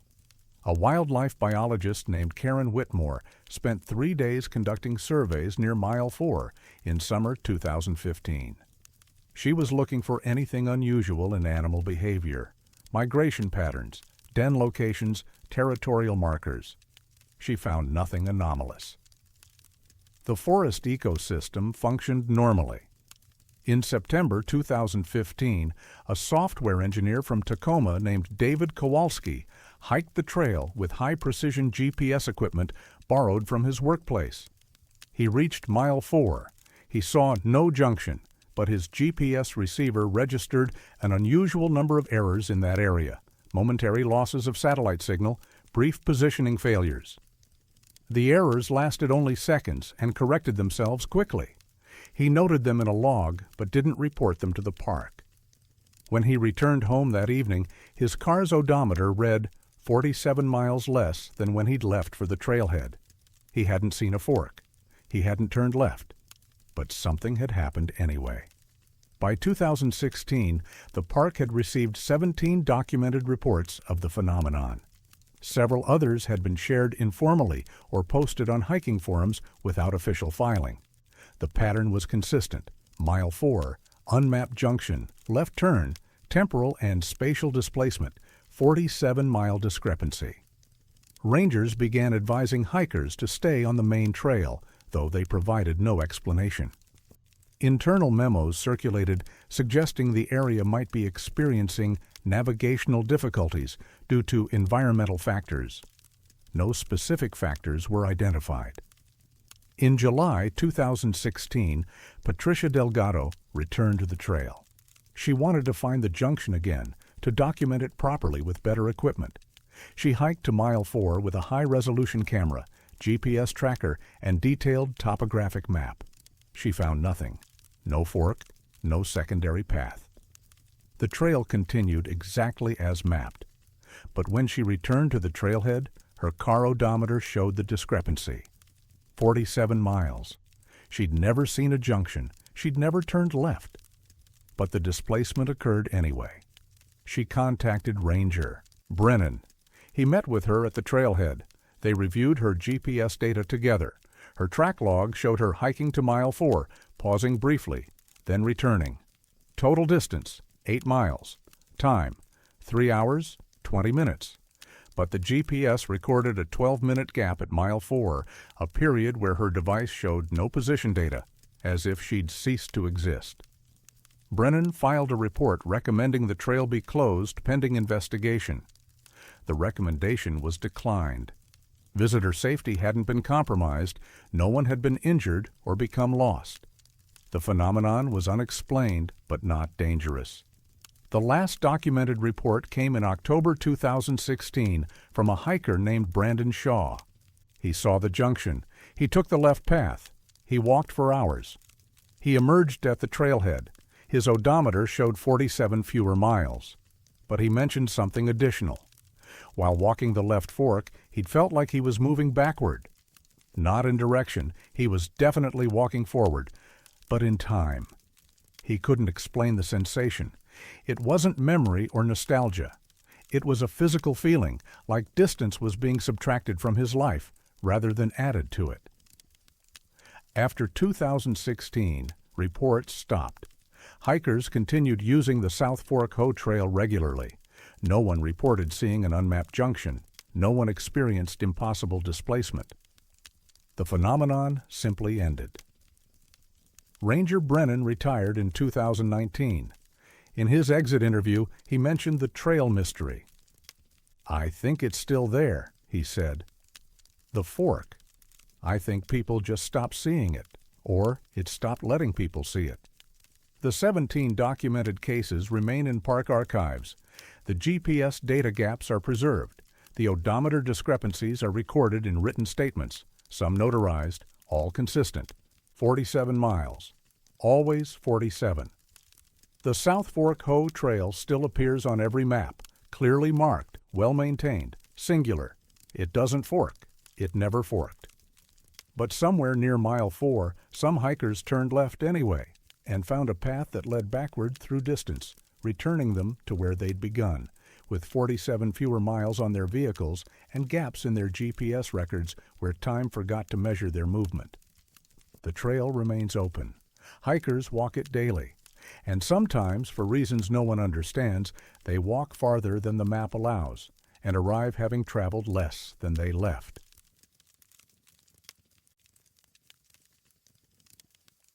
In October 2013, fungus began writing messages no one was supposed to read. The Hoh Rainforest occupies the southwestern portion of Olympic National Park, receiving over 12 feet of rain annually and supporting some of the largest trees in the continental United States. The area is defined by its Sitka spruce and western hemlock, many exceeding 200 feet in height and 600 years in age. The forest floor is a maze of fallen logs, nurse trees, and decomposing wood that serves as substrate for countless fungal species. Mycologists consider it one of the richest fungal ecosystems in North America. The forest has been protected since 1938, when Olympic National Park was established. Logging is strictly prohibited within park boundaries. The Hoh Rainforest specifically has never been commercially harvested. Its trees have grown undisturbed for centuries, creating a cathedral of old growth that attracts researchers, photographers, and tourists year-round. It's a place defined by biological cycles: growth, death, decomposition, regrowth. Fungi play the essential role of breaking down dead matter, returning nutrients to the soil. They're everywhere, in the ground, on trees, throughout the canopy. Most are microscopic. Some produce visible fruiting bodies: mushrooms, bracket fungi, shelf fungi that protrude from tree trunks like wooden shelves. Bracket fungi are particularly common. They grow in layered formations, adding new growth rings annually. Their surfaces can be smooth or rough, plain or patterned. The patterns are random, natural variations in cell growth, responses to moisture, reactions to insects, or damage. Except in one section of the Hoh Rainforest, where the patterns formed words. Dr. Elizabeth Garza, a mycologist from Oregon State University, was conducting a photographic survey of polypore fungi in the Hoh Rainforest during the first week of October 2013. She was documenting species diversity for a research project on climate change impacts on fungal populations. Her work involved photographing fungi in situ, recording GPS coordinates, and noting environmental conditions. On October 7th, approximately 2 miles from the Hoh Ranger Station along a secondary trail, she photographed a large bracket fungus, likely Fomitopsis pinicola, commonly known as red-belted polypore, growing on a western hemlock. The specimen was unremarkable, roughly 8 inches wide, layered growth indicating multiple years of development, typical coloration. When she reviewed the photographs that evening at her field station, she noticed something unusual. The fungus surface showed striations, lines, and ridges formed by growth patterns. Under magnification, the striations appeared to form letters. Not random marks that vaguely resembled letters, but distinct, deliberate characters. She enhanced the image, adjusted contrast, and zoomed in. The letters were clear. Terminus est. Latin. It is the end. She assumed coincidence. Pareidolia, the human tendency to see patterns where none exist. But the letters were too precise, too evenly spaced. She examined other photographs from the same location. 3 more bracket fungi on nearby trees showed similar formations. One read Limina tenebris, threshold of darkness. Another showed non revertatur. He will not return. Dr. Garza has a background in classical languages. She'd studied Latin as an undergraduate. The phrases were grammatically correct, not random letter combinations. They were structured, meaningful sentences. She returned to the site the next morning with better camera equipment and magnification lenses. She photographed the fungi extensively from multiple angles under different lighting conditions. The letters remained consistent. They weren't illusions or artifacts of photography. They were physical structures, raised ridges and depressions formed by the fungus itself. She examined the formations closely with a hand lens. The letters appeared to be natural growth patterns, not carved or etched. The fungal tissue showed no signs of mechanical damage or human intervention. The letters had been formed by the organism itself, cell by cell, as it grew. Over the next 4 days, Dr. Garza documented 11 separate fungal specimens in a roughly circular area, approximately 100 yards in diameter. 7 showed clear Latin text. 4 showed partial letters or incomplete phrases. The messages varied: Porta clausa, silentium aeternum, via perdita, finis venit. Doors closed. Eternal silence. Lost way. The end comes. She collected tissue samples from 3 specimens for laboratory analysis. Under microscope, the cellular structure appeared normal, typical fungal hyphae, standard growth patterns. But the macroscopic arrangement formed letters. Somehow, through mechanisms she couldn't identify, the fungus had grown in precise geometric patterns that spelled Latin words. Dr. Garza contacted colleagues in the mycology department at Oregon State. She sent photographs and preliminary notes. The response was skeptical. One colleague, Dr. Michael Brennan, suggested she was seeing patterns that didn't exist.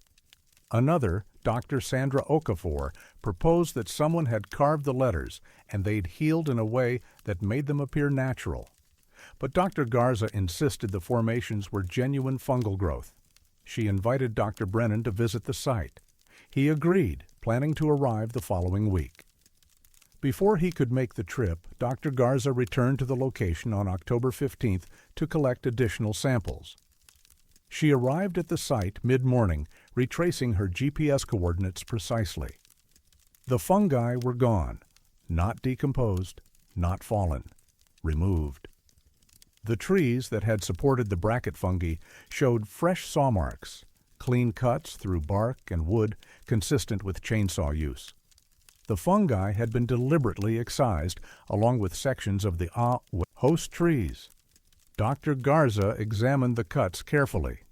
They were professional, precise, efficient, done by someone with experience. But logging is prohibited in Olympic National Park. No legal tree removal occurs except for trail maintenance or hazard mitigation, and those operations are documented, permitted, and visible in park records. She contacted the Quinault Ranger Station immediately. She spoke with a ranger named Thomas Rodriguez, explaining what she'd found. He was unfamiliar with any authorized tree cutting in that area. He promised to investigate. Rodriguez filed an incident report on October 16th. He visited the site on October 17th with a park law enforcement officer, Margaret Winters. They confirmed Dr. Garza's observations. Multiple trees showed recent cutting. Fungal specimens had been removed. No permit existed for the work. Winters initiated an investigation into unauthorized resource removal, a federal offense within national park boundaries. She reviewed recent permit applications, checked with trail maintenance crews, contacted fire management teams. No one had authorization to cut trees in that location. She expanded the investigation, checking if nearby timber companies had accidentally crossed into parkland. None had been working in the area. She interviewed local residents, asking if anyone had seen unusual activity on the trails. No one reported anything. The investigation stalled. No suspects, no witnesses, no explanation for who removed the fungi or why. Dr. Garza returned to Oregon State University and attempted to continue her research using the photographs and tissue samples she'd collected. She sent images to a Latin scholar, Dr. Helen Martinez, at the University of Washington, asking for analysis of the phrases. Dr. Martinez confirmed the Latin was classical, grammatically correct, and consistent with memorial or epitaph language from the Roman period. "These are phrases you'd find in ancient tombs," Dr. Martinez wrote in her response. "Warnings, finalities, statements about endings and thresholds. Not casual Latin, formal, declarative, the kind of language used to mark boundaries or signal termination." Dr. Garza submitted a paper to the journal Mycologia in December 2013. The paper included photographs, analysis of the cellular structure, and documentation of the Latin phrases. She proposed no mechanism for how the text formed. She simply presented the observations and asked for peer review. The paper was rejected. The editor noted that while the photographs were intriguing, the journal couldn't publish findings that suggested intentional or purposeful pattern formation by non-sentient organisms without extraordinary supporting evidence and reproducible methodology. She submitted to 2 other journals. Both rejected the paper, citing similar concerns. One reviewer wrote, "The author presents photographs of what appear to be carved or artificial markings on fungal surfaces and claims they are natural formations. Without the physical specimens for independent verification and given the subsequent removal of the evidence, we cannot validate these extraordinary claims." Dr. Garza attempted to return to the site in autumn 2014. She wanted to see if new fungi had grown in the area, if the phenomenon would repeat. She received permission from the park to conduct research, but found that access to the specific location had been restricted. A notice at the trailhead stated that a section of trail was closed for ecological restoration. No timeline for reopening was provided. She contacted Ranger Rodriguez, who told her the closure was ordered by park administration. He didn't know the specific reason. When she pressed for details, he said only that the area was under special management considerations and that researchers would need to apply for access through official channels.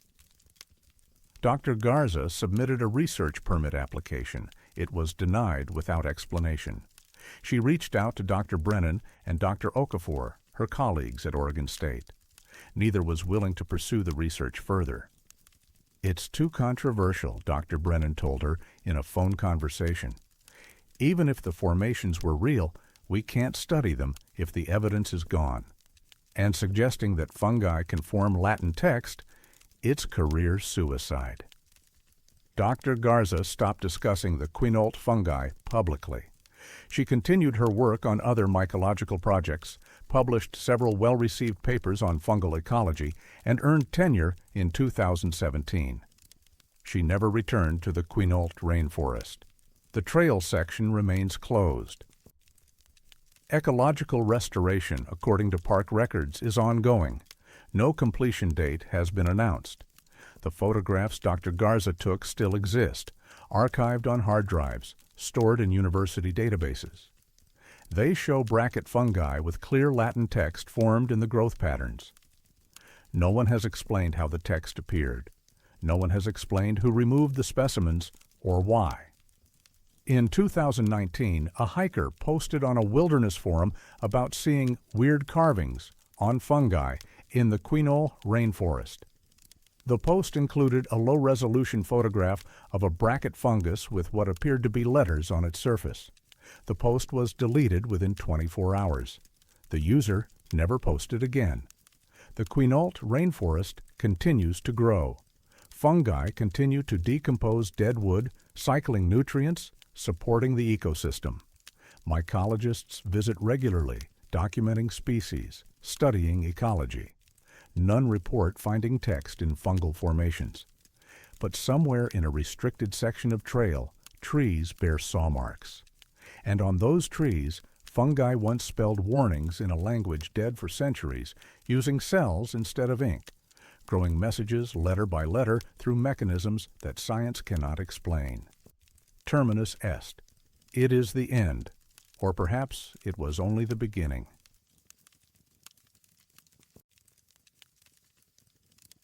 On March 12, 2008, water in Olympic National Park forgot which way was down. Clearwater Creek is a minor tributary of the Queets River, draining approximately 8 square miles of temperate rainforest in the park's southwestern section. It's a small watercourse, rarely more than 10 feet wide, shallow enough to wade in most seasons. The creek flows west through dense forest, dropping roughly 400 feet over 6 miles before joining the larger river. It appears on topographic maps but attracts little attention. No trails follow it. Few hikers visit. It's the kind of stream that exists in documentation but not in common knowledge. The area surrounding Clearwater Creek is typical Olympic rainforest. Sitka spruce, western hemlock, sword ferns, moss covering every surface. Annual rainfall exceeds 140 inches. The ground is perpetually saturated. Water is everywhere, in the air, on the trees, in the soil, flowing through countless small channels that feed into creeks that feed into rivers that eventually reach the Pacific. Water behaves predictably here. It flows downhill. It follows gravity. It obeys the fundamental laws of physics that govern fluid dynamics. These are constants. They don't change based on location or circumstance, except for 4 months in 2008 when they did. The anomaly was discovered by a hydrological survey team from the United States Geological Survey conducting routine water quality assessments in Olympic National Park. The team was led by Dr. Raymond Kowalski, a hydrologist with 18 years of field experience. His crew included 2 technicians, Patricia Delgado and Michael Torres, and a graduate student from the University of Washington named Jennifer Okafor. They were working their way through the Queets River watershed, collecting water samples, measuring flow rates, and documenting stream conditions. Clearwater Creek was one of dozens of minor tributaries on their list, a routine stop expected to take less than an hour. They arrived at the creek on March 12th, parking at a logging road approximately 2 miles from the stream. They hiked in carrying equipment, flow meters, water sampling bottles, GPS units, and surveying tools. They reached the creek around 10:30 a.m. and began setting up measurement stations. Standard protocol involves measuring stream gradient and flow velocity at multiple points. Delgado was handling the gradient measurements using a clinometer and surveying rod. At the first measurement point, approximately 1.2 miles from where the creek joined the Queets, she recorded a 12-degree downward slope. The creek should have been flowing downstream at that angle. But when Torres checked the flow meter, it showed water moving upstream. He assumed equipment error. He recalibrated the device and tested again. Same result. Water flowing upstream at 0.3 meters per second. Not fast, but consistent and measurable. Dr. Kowalski checked the gradient measurement himself. 12 degrees downward in the direction water should be flowing. He placed a leaf on the water's surface and watched it travel upstream against the slope, defying gravity. They spent the next 6 hours conducting measurements along a half-mile section of the creek. The gradient remained consistent, a clear downward slope running west. But the water flowed east, uphill, throughout the entire section. Below this zone, the creek behaved normally, flowing downhill as expected. Above it, the same, normal downstream flow. Only this specific half-mile section showed reverse flow. "We tested everything we could think of," Dr. Kowalski said in a preliminary report dated March 18, 2008. Underground channels that might create siphon effects, upstream obstructions forcing backflow, measurement errors, equipment malfunction. Nothing explained it. The water was flowing uphill against a measurable gradient. That doesn't happen. The team collected water samples and marked the boundaries of the anomalous zone with GPS coordinates. They returned to their field station and reported the findings to their supervisor at the USGS Washington Water Science Center. The supervisor, a senior hydrologist named Dr. Helen Nguyen, reviewed the data with skepticism. Reverse flow against gravity isn't physically possible without external forcing, pumps, pressure differentials, siphon effects. None of those mechanisms existed in a remote forest stream. She instructed Dr. Kowalski to return with additional equipment and verify the findings.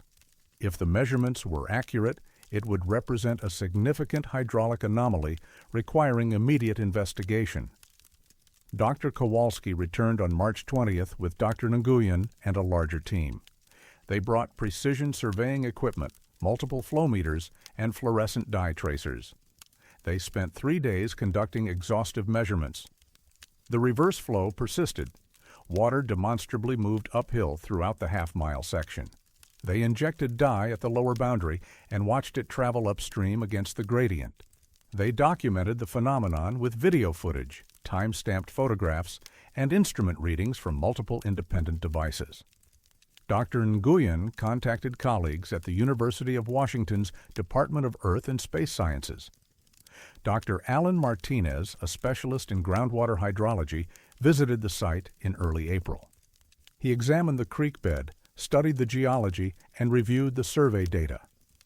"I have no explanation," Dr. Martinez stated in an email dated April 9, 2008, preserved in USGS records. "The gradient is real. The flow direction is real. They contradict each other. Either the water is flowing uphill, which violates basic physics, or our understanding of the topography is wrong. But we verified the topography with multiple independent methods. The slope is definitely downward." A park geologist, Dr. Sandra Brennan, proposed that subsurface structures might create hydraulic pressure, forcing water upward. She conducted ground-penetrating radar surveys of the area. The surveys showed typical forest soil, no cavities, no channels, no geological features that would explain the phenomenon. By late April, the anomaly had attracted attention from researchers across multiple disciplines.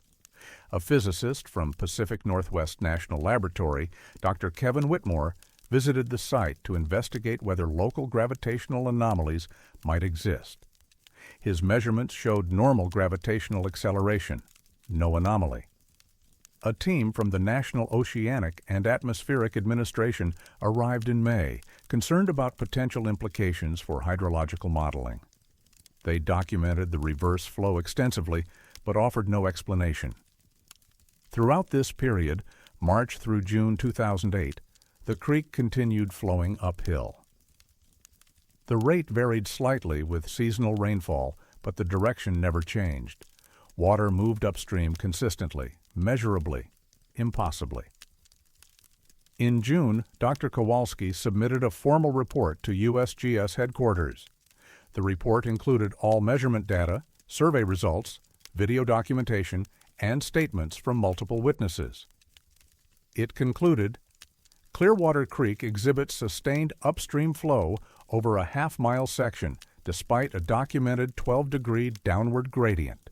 No mechanism has been identified to explain this phenomenon.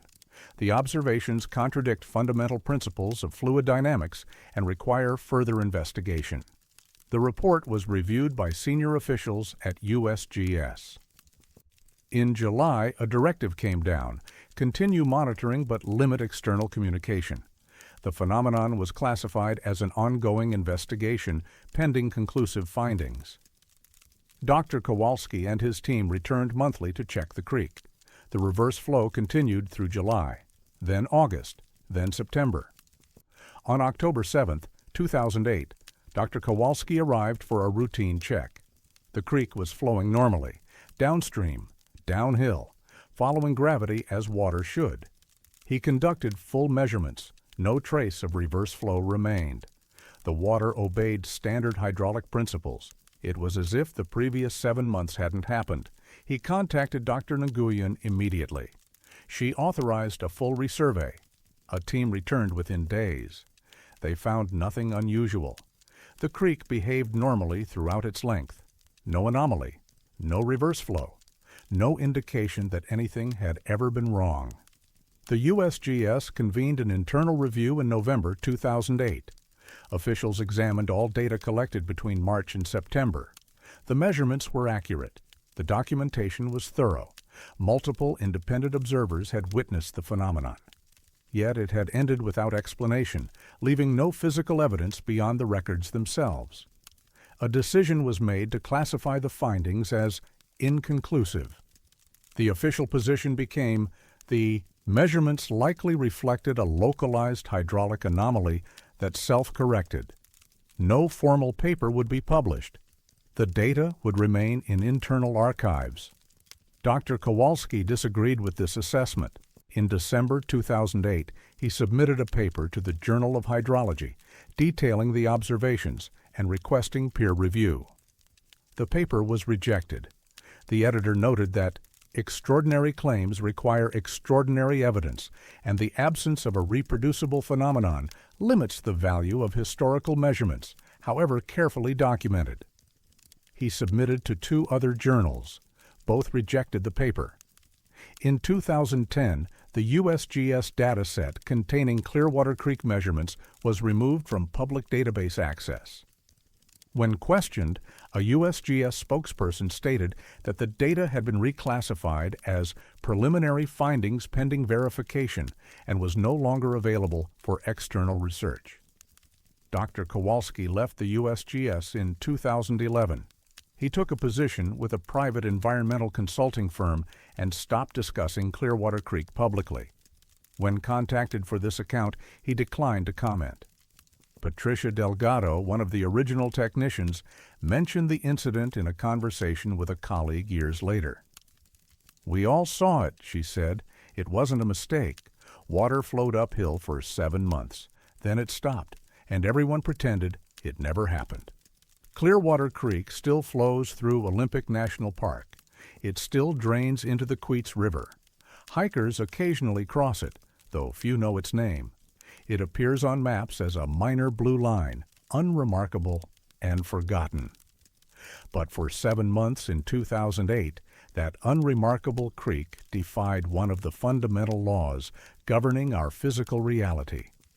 Water flowed upward, gravity failed to pull it down, and no one knows why it started, or why it stopped, or whether it might happen again.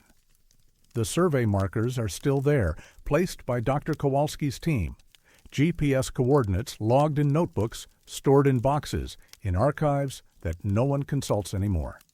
The creek flows downhill now. It has for 16 years, following the rules, obeying gravity, until perhaps it decides not to.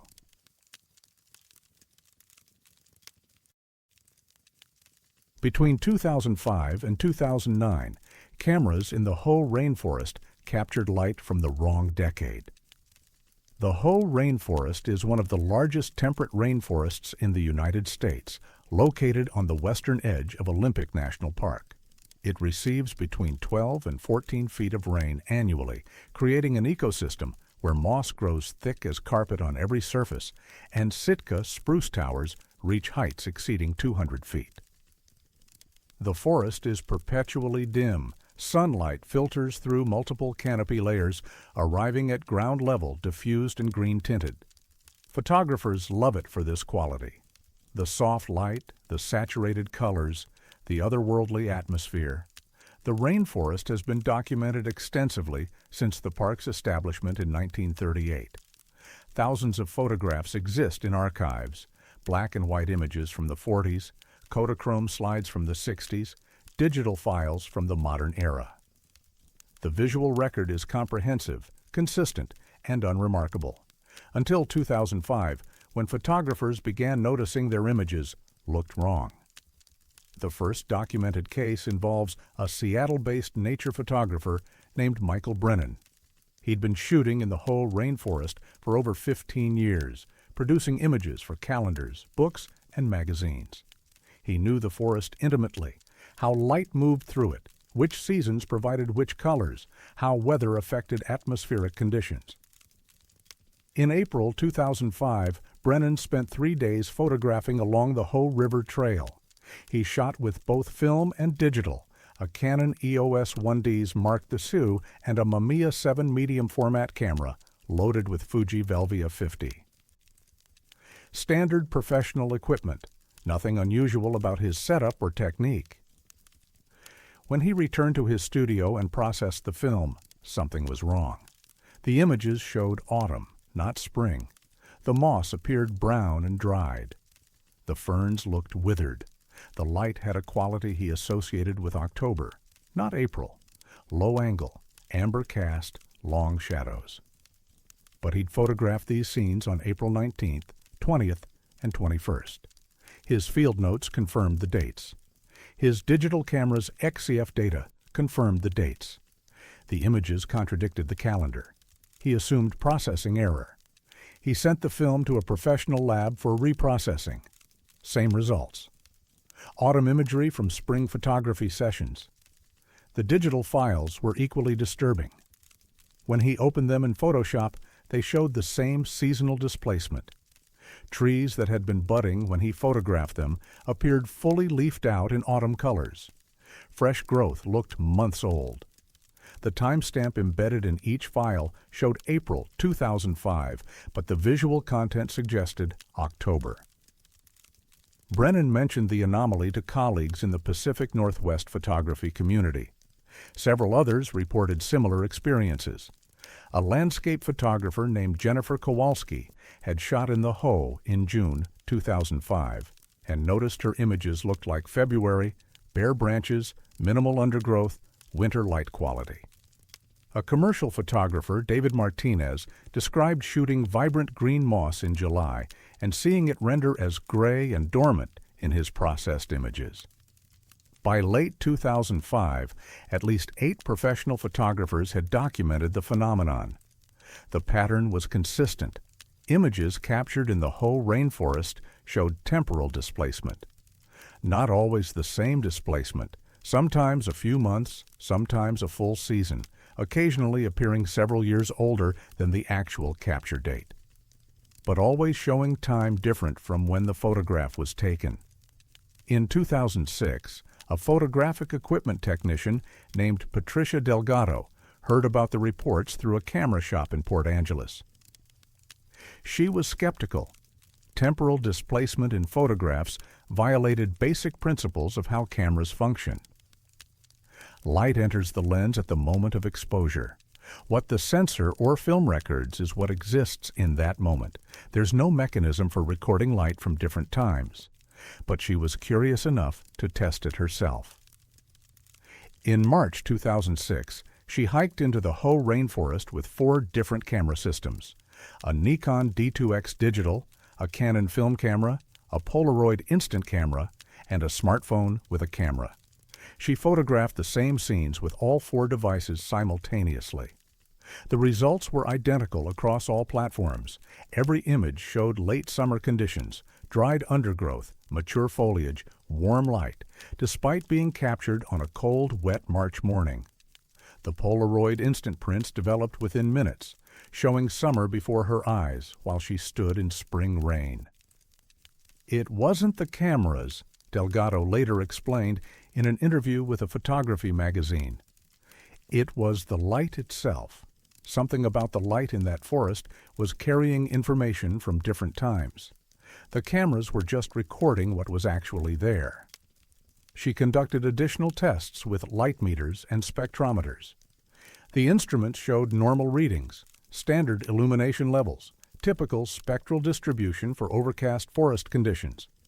But the cameras saw something else, something the meters couldn't measure. A physicist from the University of Washington, Dr. Helen Nguyen, reviewed Delgado's findings in summer 2006. Dr. Nguyen specialized in optical phenomena and was initially skeptical of the reports. But when shown the images, with verified timestamps, multiple camera systems, consistent anomalies, she agreed to investigate. She visited the Hoh Rainforest in August 2006 with specialized equipment, high-speed cameras, photomultiplier tubes, spectroscopy gear. She wanted to detect any unusual properties in the ambient light, infrared anomalies, ultraviolet components, polarization effects. Her instruments recorded nothing unusual. The light behaved normally by every measurable standard. But when she reviewed the photographs taken during her visit, they showed winter, snow on branches that weren't snow-covered, ice in streams that were flowing freely, cold light from a summer day. The cameras are recording something real, Dr. Nguyen wrote in a preliminary report dated September 2006. But it's not something my instruments can quantify. Either there's a form of electromagnetic radiation we don't have sensors for, or the photographic process itself is interacting with something environmental in the forest that we don't understand. She submitted a proposal for further research to the National Science Foundation. The proposal was rejected. Reviewers noted that claims of temporal anomalies in photographic records require more substantial evidence than provided, and suggested equipment malfunction or processing errors as more likely explanations. Dr. Nguyen attempted to interest other researchers in the phenomenon. Most declined. One colleague, Dr. Raymond Santos, visited the Hoh briefly in 2007, but concluded the effect was likely perceptual bias or post-processing artifacts. He didn't pursue it further. Meanwhile, photographers continued documenting the anomaly. A Seattle photography forum accumulated dozens of examples between 2006 and 2008. Images with verified timestamps showing impossible seasonal conditions. Spring photographed as autumn, summer rendered as winter. Fresh growth appearing aged and decomposed. The effect occurred only within Olympic National Park boundaries. Photographers who worked along the park's edge noticed sharp transitions. Images taken inside the park showed temporal displacement. Images taken 50 feet outside the boundary appeared normal.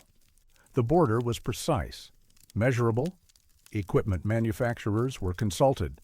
Canon, Nikon, and Fujifilm all examined cameras and sensors used by affected photographers.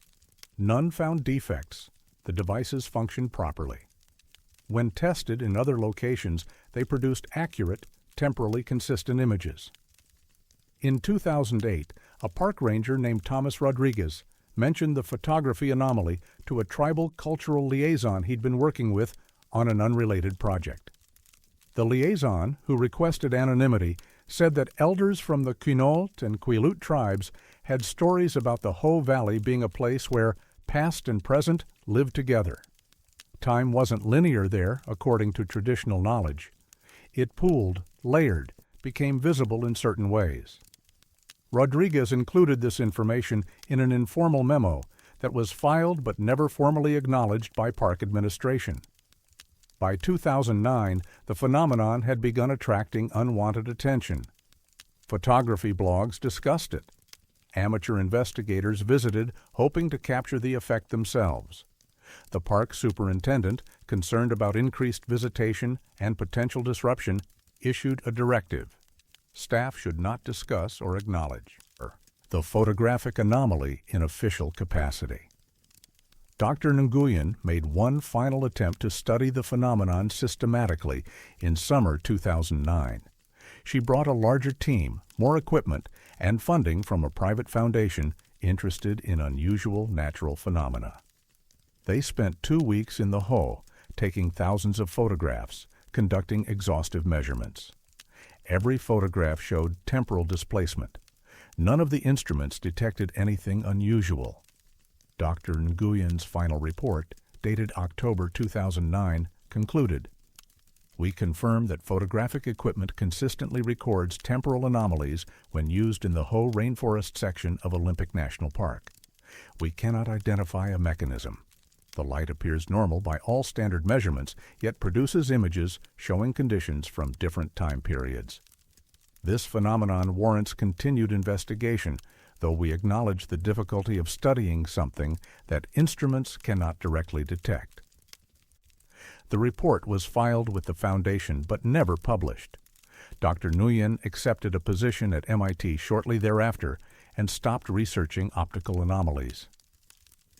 After 2009, reports became less frequent. Some photographers still notice the effect, but it's discussed less openly. Online forum threads from that period have been deleted or archived. The photographic community moved on to other topics. The Hoh Rainforest remains one of the most photographed locations in Olympic National Park. Thousands of visitors capture images there annually. Most never notice anything unusual. Their photos look normal, showing the time and season when they were taken. But some images don't match their timestamps. Some show autumn when they should show spring, winter when they should show summer. The light in those photographs is different, older, carrying information from times that haven't happened yet or have long since passed. Michael Brennan still has his original images from April 2005, spring photographs that show October. He keeps them in a folder labeled Hoh Temporal Displacement. He hasn't returned to the rainforest since 2010.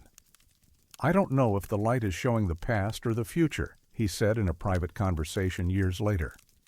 "But I know it's showing something real, something that exists there that our eyes can't see but cameras can capture. The forest remembers what it was or knows what it will be. And sometimes, if you're paying attention, it shows you." The cameras are still recording it, quietly, without explanation, preserving moments from times that aren't now.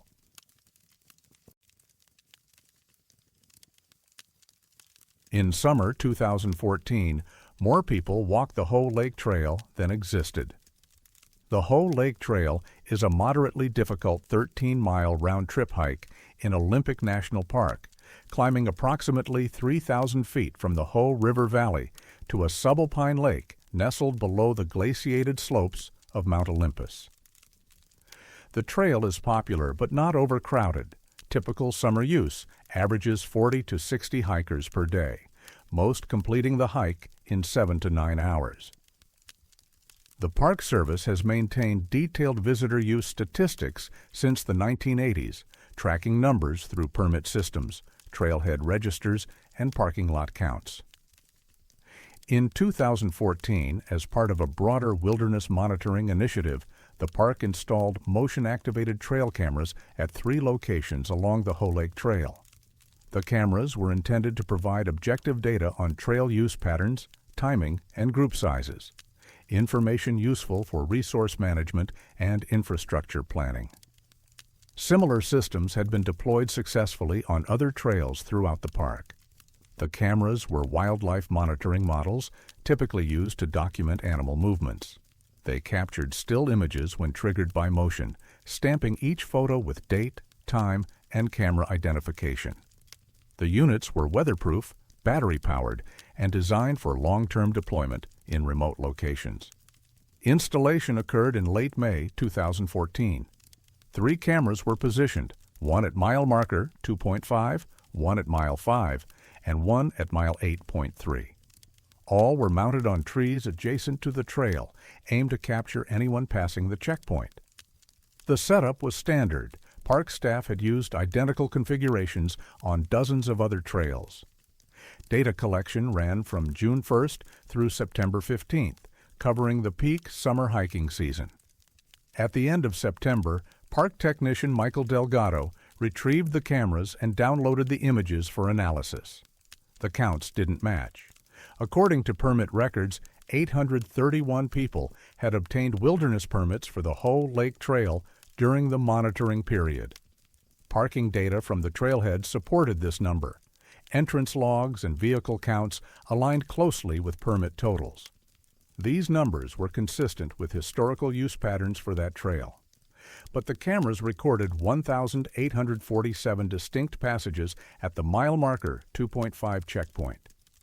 Delgado assumed data corruption or false triggers. Motion-activated cameras sometimes capture animals, moving branches, or shadows. He began reviewing the images manually, sorting false positives from actual hiker detections. The images showed people, hikers, walking the trail in normal fashion, but far more than should have been there. He brought the discrepancy to his supervisor, a park resource specialist named Jennifer Kowalski. She reviewed a sample of the images. They appeared legitimate. People with backpacks, hiking boots, appropriate outdoor gear. Nothing obviously wrong except the quantity. Kowalski suggested the cameras might have malfunctioned, repeatedly photographing the same individuals. But when she examined the image sequences more carefully, she noticed something else. Many of the extra hikers wore clothing inconsistent with modern hiking gear. Not historical costumes or theatrical dress, just dated styles. Jeans instead of technical fabrics. Cotton t-shirts instead of synthetic materials. Canvas backpacks instead of nylon. The kind of gear common in the 1970s or early 1980s, but rarely seen on trails in 2014. She pulled images from all 3 camera stations. The pattern held across locations. The Mile 5 camera showed 1,812 passages. Mile 8.3 showed 1,793. All 3 counts exceeded the documented permit total by roughly 1,000. A park IT specialist, David Martinez, examined the camera hardware and memory cards for technical faults. He found none. The devices functioned properly. The timestamps were consistent and sequential. The image file showed no signs of corruption or manipulation. Park wildlife biologist Helen Nguyen reviewed the footage, looking for explanations. She'd worked extensively with trail cameras and was familiar with their quirks and failure modes. "The images are clean," she reported in a memo dated October 3, 2014. "These aren't double exposures or motion blur artifacts. They're distinct individuals, captured at different times, showing sequential movement along the trail. The cameras recorded what passed in front of them." But she noted something else. In afternoon images where sunlight penetrated the forest canopy, many of the anomalous hikers, those wearing older-style clothing, cast no shadows. Or rather, their shadows appeared faint, translucent, as though the figures themselves were slightly transparent. This observation was mentioned in internal communications, but never formally documented. Park Law Enforcement Ranger Thomas Rodriguez reviewed the data as part of standard protocol for unusual incidents. He compared the anomalous images to missing person reports, looking for matches. Olympic National Park averages 3 to 5 disappearances per year, hikers who fail to return, whose vehicles remain at trailheads, whose families file reports. Most are eventually found. Some are not. Rodriguez noticed that several of the figures in the anomalous footage resembled individuals who'd gone missing in Olympic National Park during the 1970s and early 1980s. Not perfect matches, the image quality wasn't sufficient for definitive identification, but similarities in build, age, and general appearance. One figure wore a jacket similar to one described in a 1977 missing person report for a hiker, named Robert Brennan. Another's backpack matched the description from a 1981 case involving a solo hiker, Patricia Santos, who'd never returned from the Hoh River Valley. Rodriguez documented these observations in a confidential memo to park management. The memo was acknowledged but not acted upon.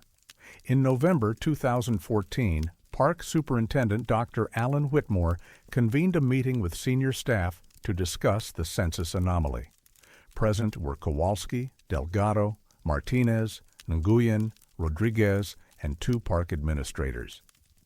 The meeting was not recorded, but attendees later described the discussion as focused on data integrity and public perception. The consensus: the cameras had malfunctioned in some way, producing false counts. The exact mechanism wasn't clear, but technical error was more plausible than the alternative. That the cameras had recorded 1,016 people who hadn't actually been there or who'd been there decades ago. Dr. Whitmore directed that the data be archived as unreliable due to calibration error. The cameras would not be deployed on the Hoh Lake Trail again. Trail use estimates would continue using traditional methods: permits, parking counts, and ranger observations. No formal investigation was authorized. No external review was conducted. The incident was classified as an equipment issue and closed. But copies of the images existed. Park staff had downloaded them. Some had shared files with colleagues before the directive to archive came down. A seasonal ranger named Amanda Kowalski, no relation to Jennifer, kept a full dataset on a personal hard drive. She reviewed the images repeatedly over the following months, trying to understand what she was seeing. In a personal journal entry dated December 2014, she wrote, "I've looked at these photos hundreds of times. The people in them are real. They're not artifacts or glitches. They're hiking a trail, just like the permitted visitors. But they're from a different time. I don't know if they're echoes of past hikers or if time somehow overlaps on that trail. But they're there in the data, undeniable." She attempted to interest academic researchers in the phenomenon. A professor of physics at the University of Washington declined, stating the data was too irregular for serious analysis. An anthropologist specializing in wilderness experiences expressed interest but never followed up. A journalist from a Seattle alternative weekly considered writing about it, but ultimately decided the story was too weird, not enough evidence. Amanda Kowalski left the Park Service in 2016. She provided her data set to this investigation on condition of anonymity for the living witnesses involved. In 2015, trail counters were installed at several other locations in Olympic National Park, mechanical devices that register each passage without capturing images. None showed anomalous counts. Whatever happened on the Ionized Hoh Lake Trail in 2014 did not repeat elsewhere or in subsequent years. The Hoh Lake Trail remains open and popular. Hikers use it regularly. The Park Service continues tracking use through permits and parking. The numbers are normal, consistent with historical patterns. But the images remain. 1,847 passages captured on camera between June and September 2014. 831 documented through permits. 1,016 unaccounted for. Figures in outdated clothing walking a trail in 2014. Figures that cast faint shadows or none at all. Figures that resembled people reported missing decades earlier. The Park Service maintains that the cameras malfunctioned, that the count was erroneous, that no anomaly occurred. But the images tell a different story. They show people who shouldn't have been there, walking in sequence, passing checkpoints, moving through a forest as though the trail existed in multiple times simultaneously. Michael Delgado, who first discovered the discrepancy, transferred to a different park in 2017. Before leaving, he mentioned the census to a colleague. "I counted them myself," he said, "every image, every face. There were more people on that trail than we let in, and I don't know where they came from, or when they came from, or if they're still walking." The trail is still there. The permit system is still in place. Hikers still sign registers, park in designated lots, follow the trail to Hoh Lake and back. And somewhere in archived data, on hard drives and storage, 1,016 extra people continue walking.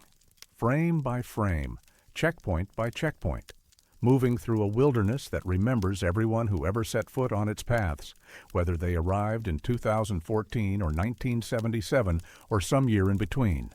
That cameras can see, but calendars can't name.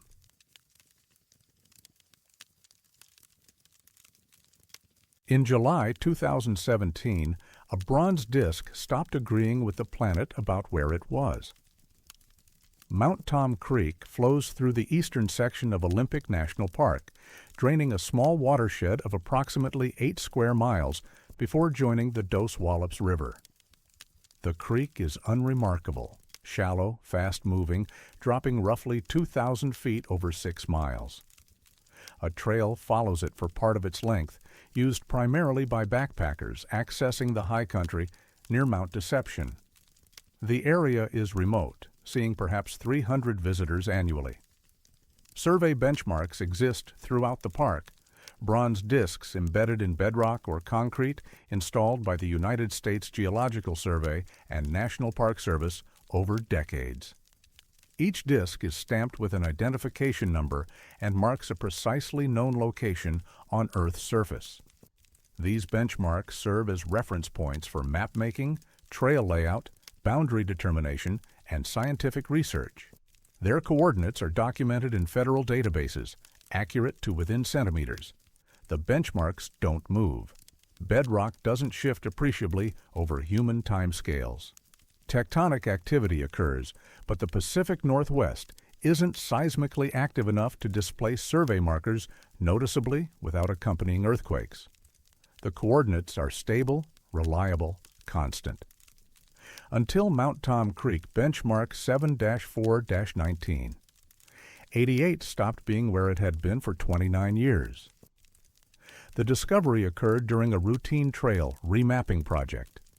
Olympic National Park updates its trail GPS data every 10 to 15 years, incorporating improvements in satellite positioning technology and correcting accumulated errors. In summer 2017, a 3-person surveying crew was assigned to verify and update coordinates for trails in the Dos Wallops watershed. The crew consisted of lead surveyor Dr. Patricia Nguyen, a geospatial specialist with 14 years of federal service, and 2 technicians, Michael Brennan and Jennifer Kowalski. All 3 had extensive experience with GPS survey work. On July 19th, they hiked to Mount Tom Creek to verify the location of benchmark 7-4-1988. The benchmark had been installed in August 1988 by a USGS crew embedded in granite bedrock approximately 50 yards from the creek, just off the trail at mile marker 3.7. The original survey notes, archived at USGS headquarters, documented the exact coordinates: 47 degrees, 43 minutes, 11.27 seconds north latitude, 123 degrees, 14 minutes, 36.83 seconds west longitude. Dr. Nguyen located the benchmark easily. It was exactly where historical photographs showed it should be. Same rock outcrop, same relationship to the trail and creek, same surrounding terrain. The bronze disc was weathered but intact, stamping clearly visible. She set up a GPS receiver over the disc, allowing it to collect position data from multiple satellites over 30 minutes, standard procedure for high-accuracy surveying.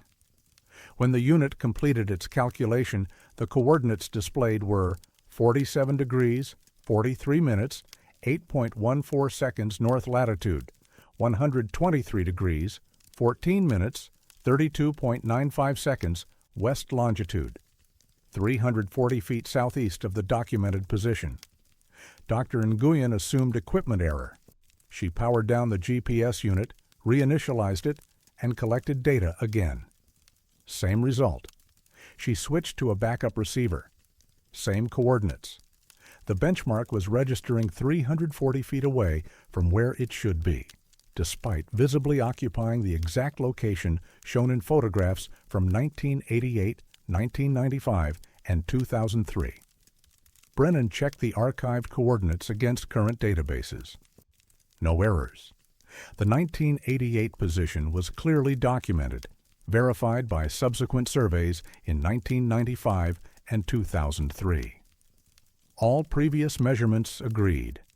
The benchmark was at 47 degrees, 43 minutes, 11.27 seconds north, 123 degrees, 14 minutes, 36.83 seconds west. But the GPS satellite said otherwise. Over the next 2 days, the crew conducted exhaustive verification. They used 3 different GPS receivers, including a high-precision survey grade unit borrowed from the park's engineering division. All showed identical results. The benchmark's position was 340 feet southeast of its documented location. They measured the offset precisely using total station surveying equipment. The physical disc sat exactly where it had always been. They verified this by comparing current photographs to historical images, matching rock formations, tree positions, and trail alignment. The benchmark hadn't moved physically, but its GPS coordinates had shifted. Dr. Nguyen contacted the USGS Pacific Region office in Tacoma. She explained the discrepancy and requested guidance. The response from a senior geodesist named Dr. Raymond Santos suggested she check for local magnetic anomalies or satellite signal interference. She did. Neither existed. Dr. Santos traveled to the site on July 24th. He brought his own equipment and independently verified the coordinates. The benchmark registered 340 feet from its documented position. He examined the disc itself, confirming it was the original installation. The stamping matched archival records. The mounting was consistent with 1988 methods. Weathering patterns indicated nearly 30 years of exposure. "The disc is where it's supposed to be," Dr. Santos said in a voice memo recorded at the site. "But the coordinate grid says it's somewhere else. Either the GPS constellation is wrong, which it isn't, because we're getting consistent readings across multiple receivers and satellites, or something about this location is interfering with positioning in a way I've never seen." He tested nearby areas. Benchmark 7-4-1989, located a mile north, showed correct coordinates matching its documented position. 7-4-1987, 2 miles south, also correct. Only the Mount Tom Creek benchmark showed displacement. A physicist from the University of Washington, Dr. Helen Martinez, was consulted. She specialized in gravitational anomalies and geophysical phenomena. She visited the site in early August, bringing instruments to measure gravitational field strength and local magnetic fields. Her measurements showed nothing unusual. Gravity was normal. Magnetic field was typical for the region. No geological features existed that would interfere with GPS signals or create positioning errors. The GPS system works by measuring time delays in signals from satellites, Dr. Martinez explained in a report dated August 15, 2017. To get a 340-foot offset consistently across multiple receivers and satellite constellations, you'd need either the satellites to be wrong, which they're not, or the signal propagation to be affected by something local, but I can't find anything that would cause that effect.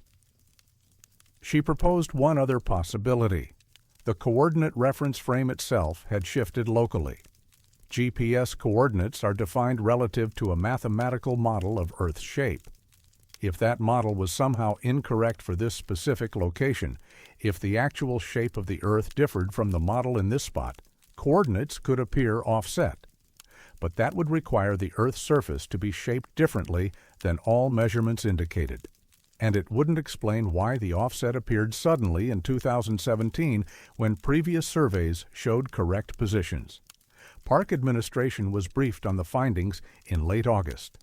A decision was made to resurvey the benchmark using traditional methods, not GPS, but optical surveying tied to distant reference points whose positions were absolutely known.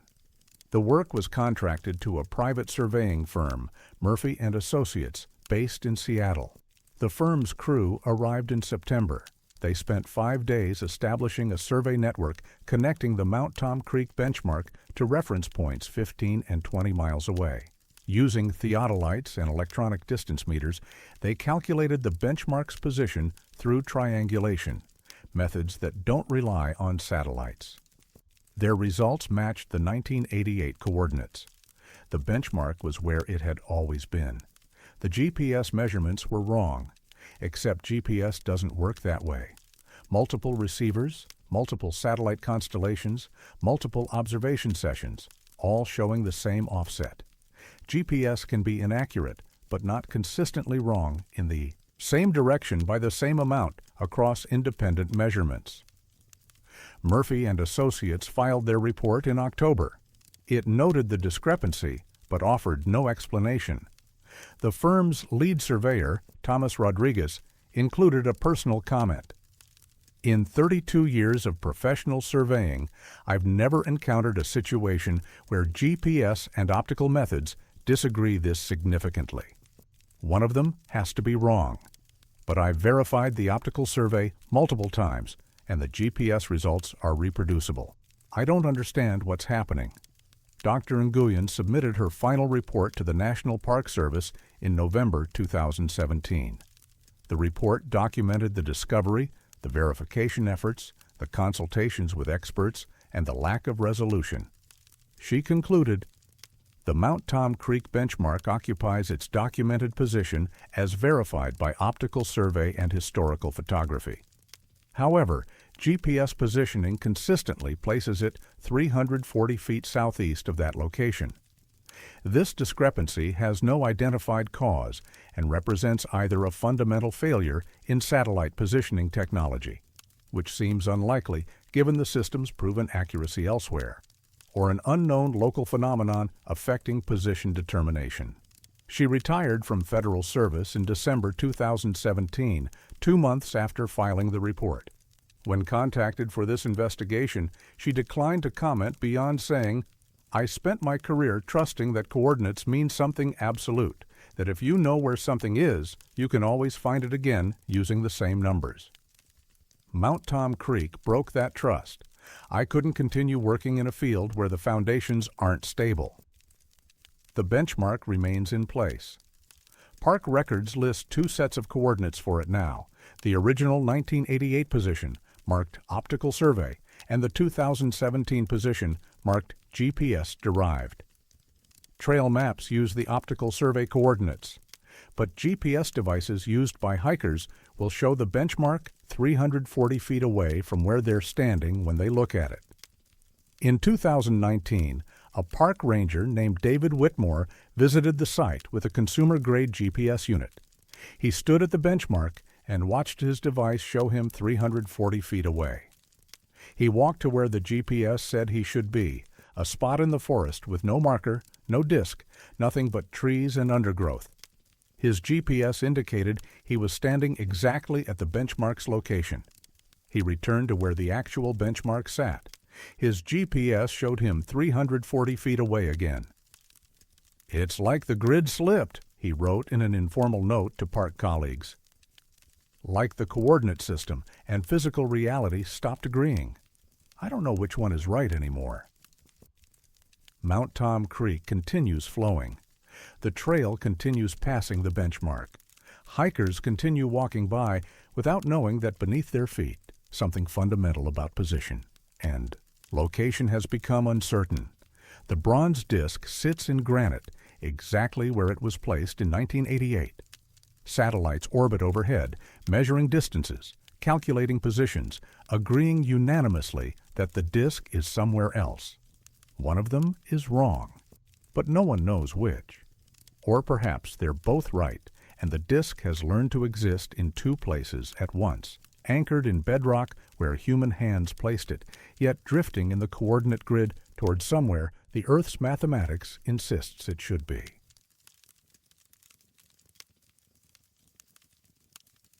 On March 3, 2006, rain in Olympic National Park forgot which direction gravity pointed. Willoughby Creek is a small tributary in the southwestern corner of the park, flowing through dense temperate rainforest before joining the Quinault River approximately 3 miles from its headwaters.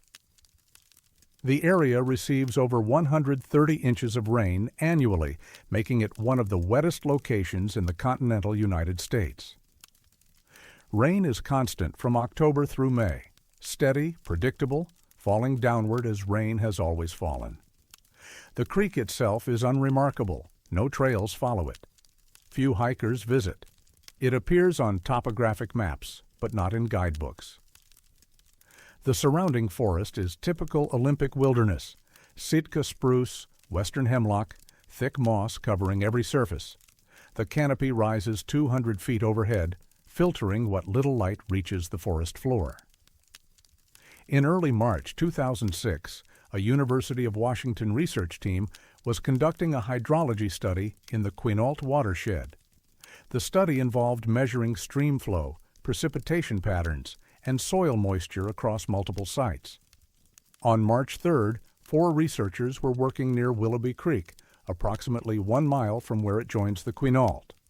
The team consisted of Dr. Michael Kowalski, a hydrologist, 2 graduate students, Jennifer Martinez and David Okafor, and a field technician named Patricia Delgado.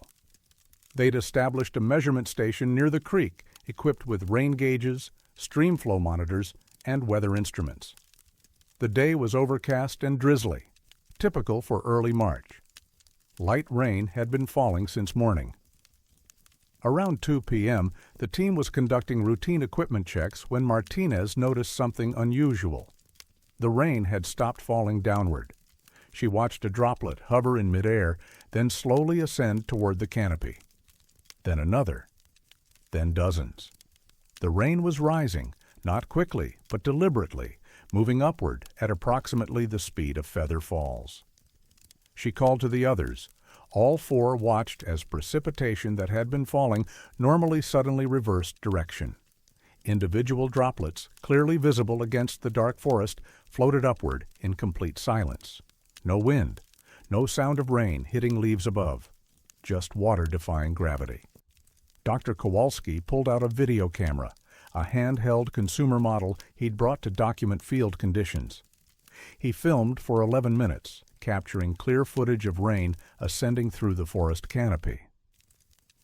The video shows droplets rising steadily, maintaining consistent upward velocity, disappearing into the branches overhead.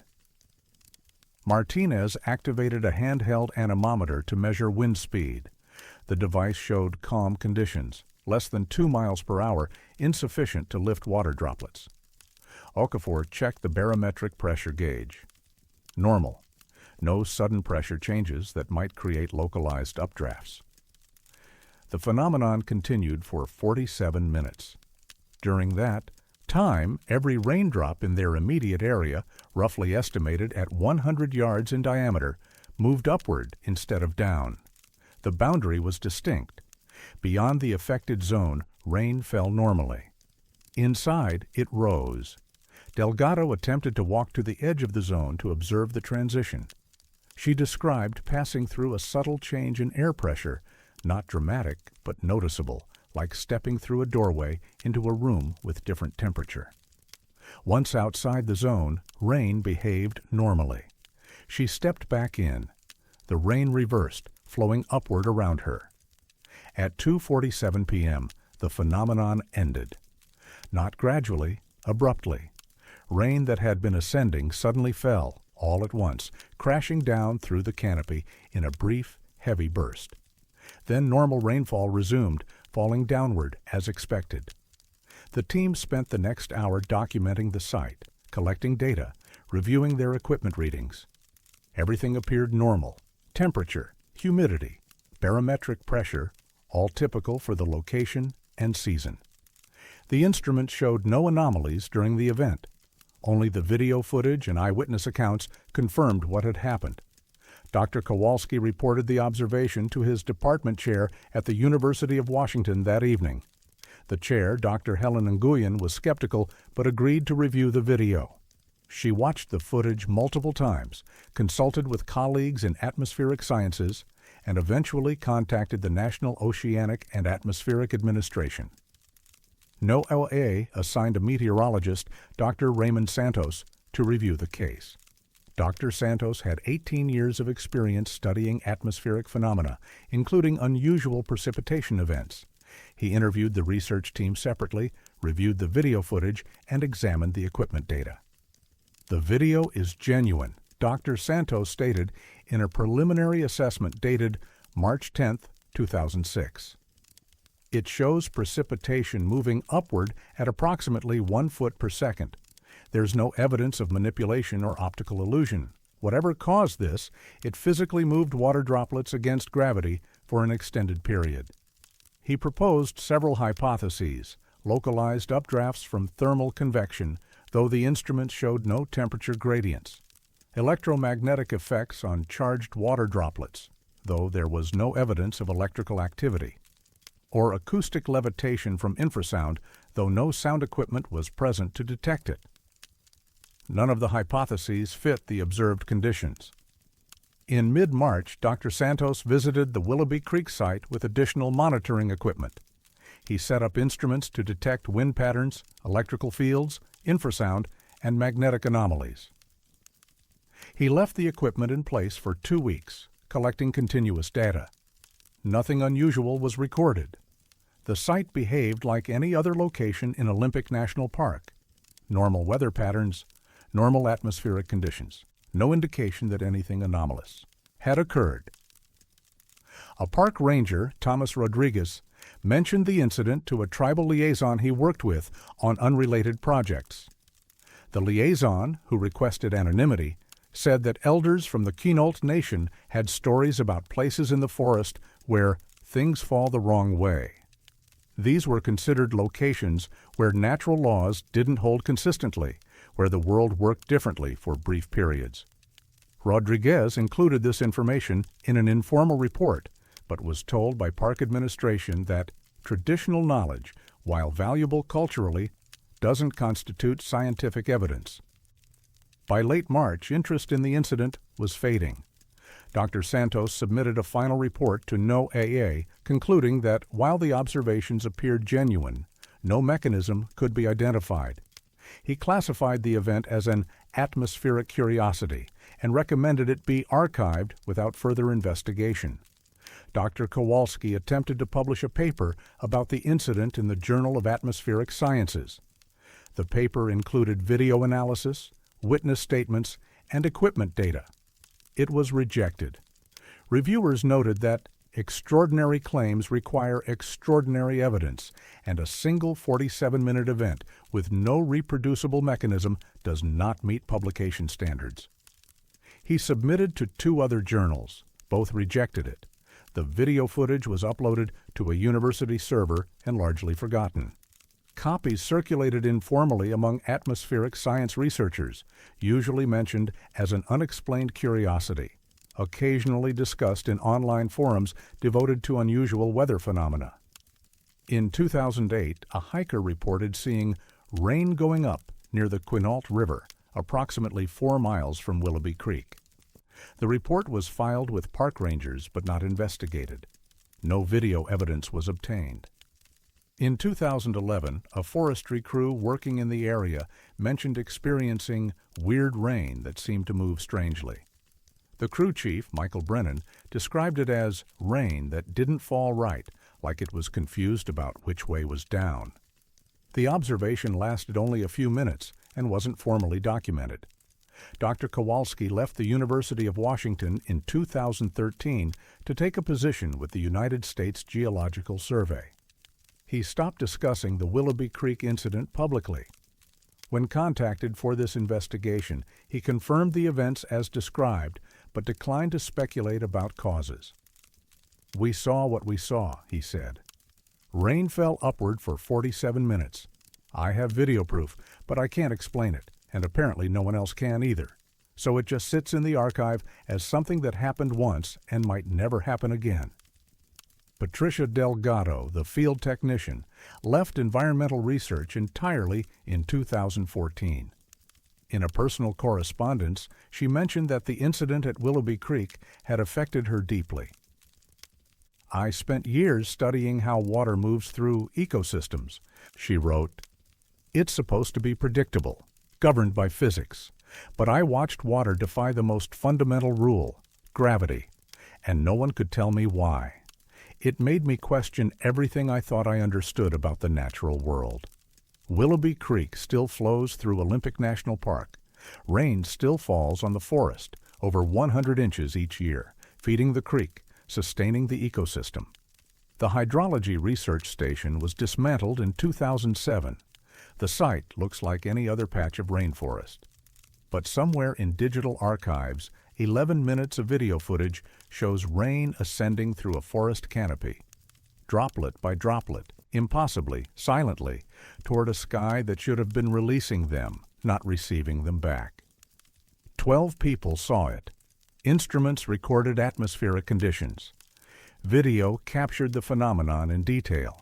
And no one knows why gravity stopped working in that specific place, at that specific time, for exactly 47 minutes. The rain falls downward now. It has for 18 years. Obeying the laws that govern precipitation, that dictate how water moves through air, that make rain fall instead of rise. Until, perhaps, it forgets again. And flows toward the sky as though the Earth's pull had reversed, as though up and down had traded places, as though the forest had quietly decided that for a brief window the old rules no longer applied.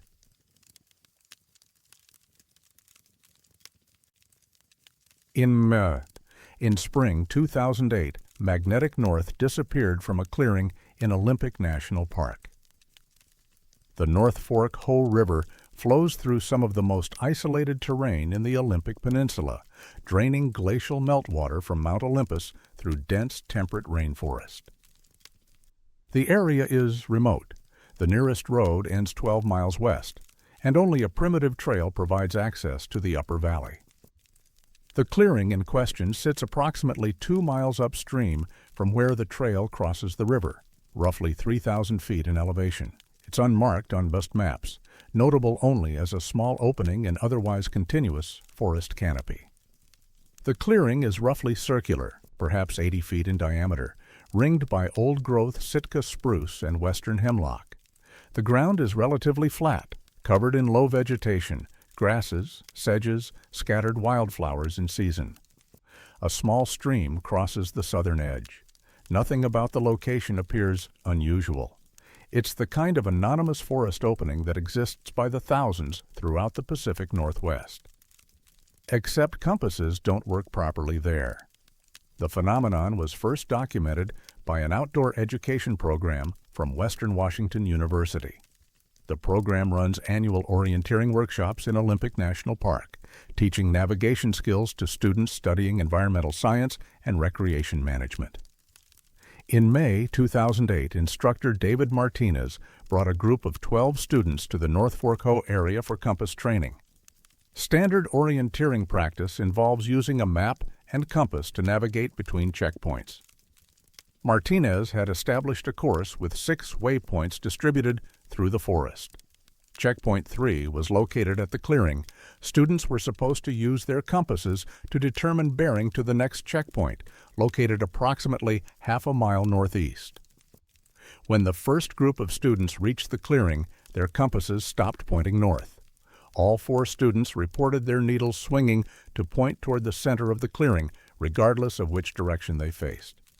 They assumed their compasses had malfunctioned simultaneously, unusual but possible if they'd been exposed to strong magnetic fields that damaged the mechanisms.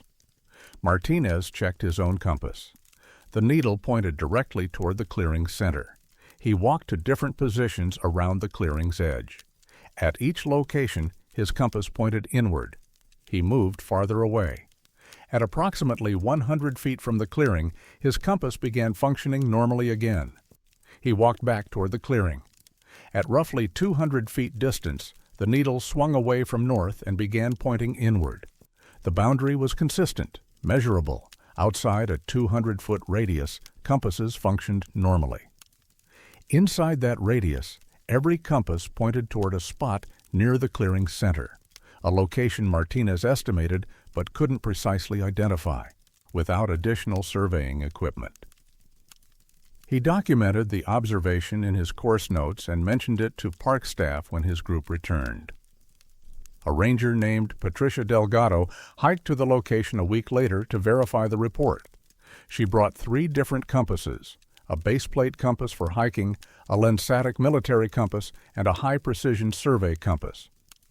All 3 behaved identically within the 200-foot radius, needles pointing toward the clearing's center, rotating smoothly to track that central point as she walked the perimeter.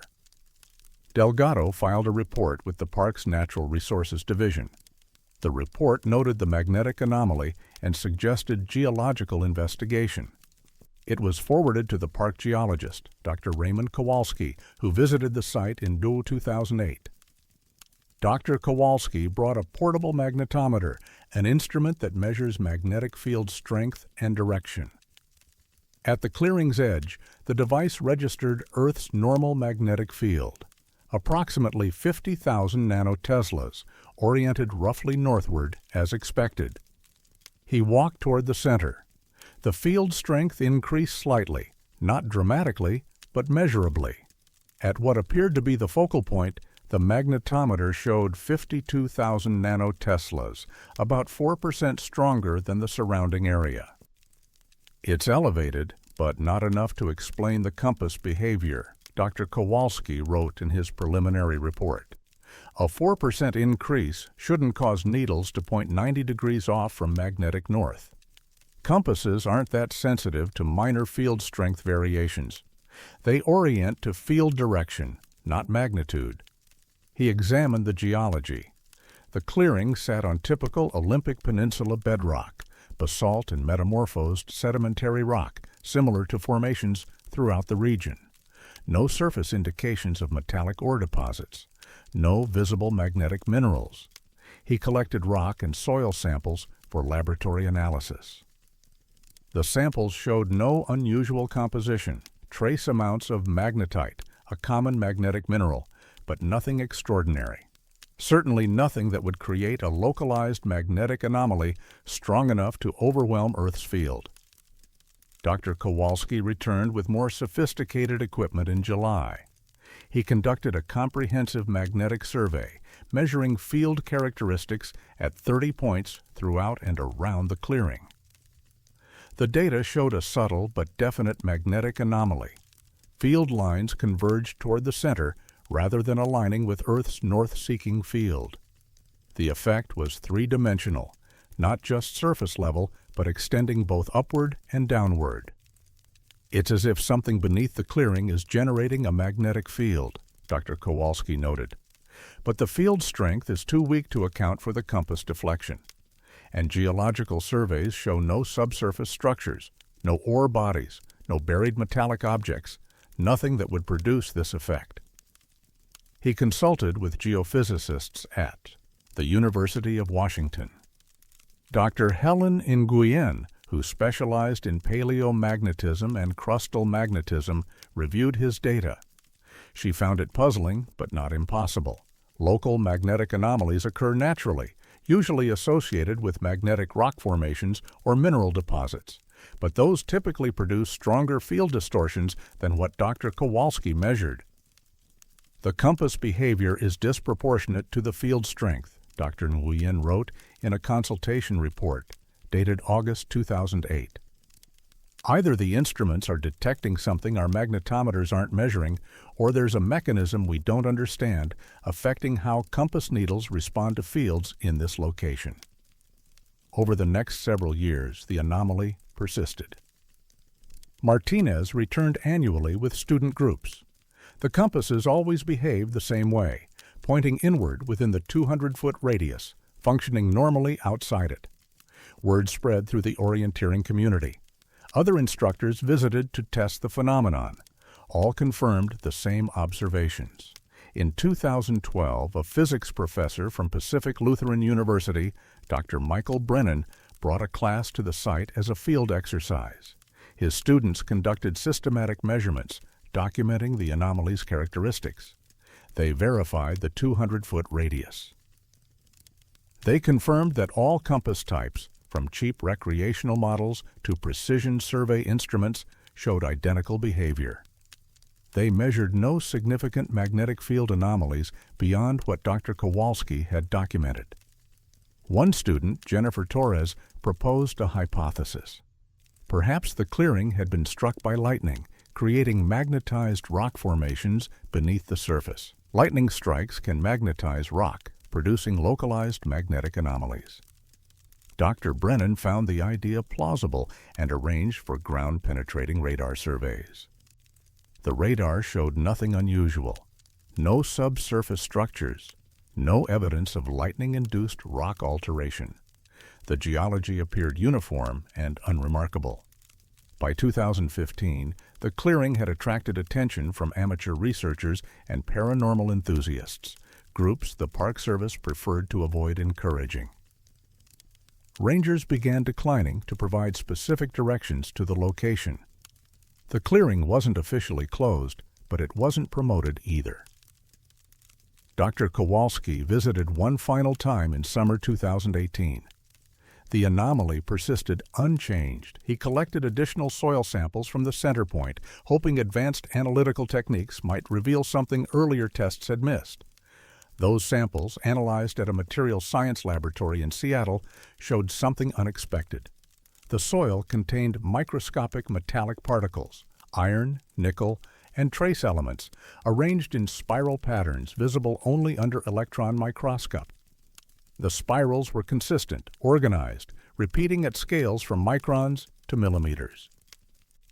These patterns don't form naturally, the lab report stated. Magnetic particles in soil typically align with Earth's field or settle randomly. These show coherent spiral structures, suggesting organized deposition or growth. We have no explanation for how they formed. Dr. Kowalski submitted a final report in December 2018. He documented the magnetic anomaly, the compass behavior, the microscopic spiral particles, and the lack of any coherent explanation.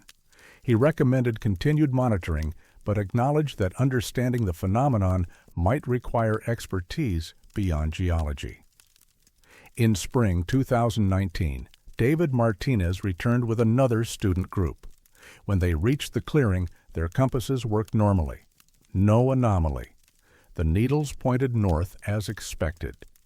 Martinez tested multiple locations around and within the clearing. All compasses functioned properly.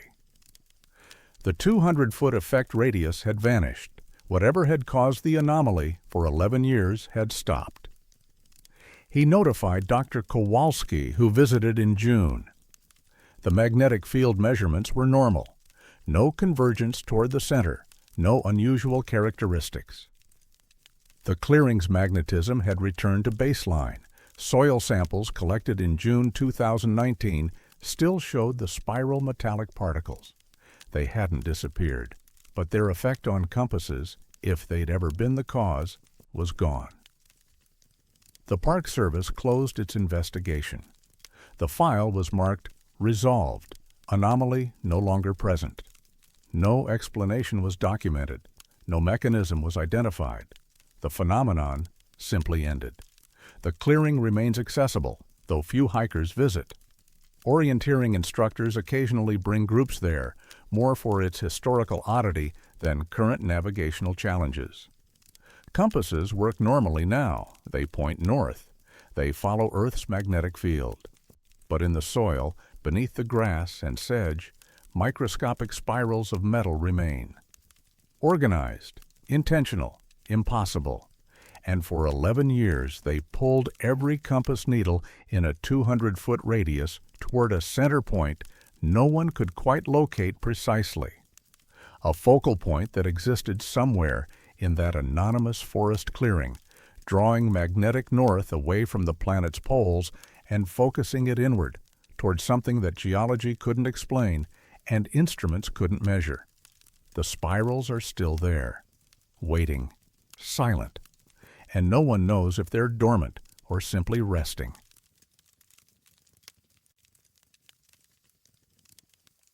In April 2011, ferns near Glacier Meadows began growing toward their beginning instead of their end. Glacier Meadows sits at approximately 5,000 feet elevation in Olympic National Park, accessible via the 18-mile Hoh River Trail. It's a subalpine meadow system, roughly 40 acres of open grassland interspersed with wildflowers, sedges, and scattered fern patches. The meadow serves as a base camp for climbers attempting Mount Olympus and as a destination for backpackers seeking high country scenery. Botanically, it's been documented since the 1940s with periodic surveys cataloging plant species diversity and distribution. The meadow's ecosystem follows predictable seasonal patterns. Snow melts in late April or early May. Early season plants emerge shortly after.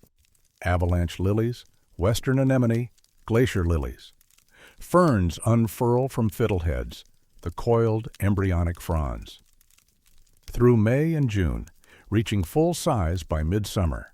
By September, fronds begin yellowing and dying back as the growing season ends. This cycle is consistent, reliable, documented across decades. In 2011, something disrupted that cycle. The anomaly was discovered by Dr. Patricia Kowalski, a botanist from Oregon State University, conducting a long-term study of alpine plant phenology, the timing of seasonal life cycle events.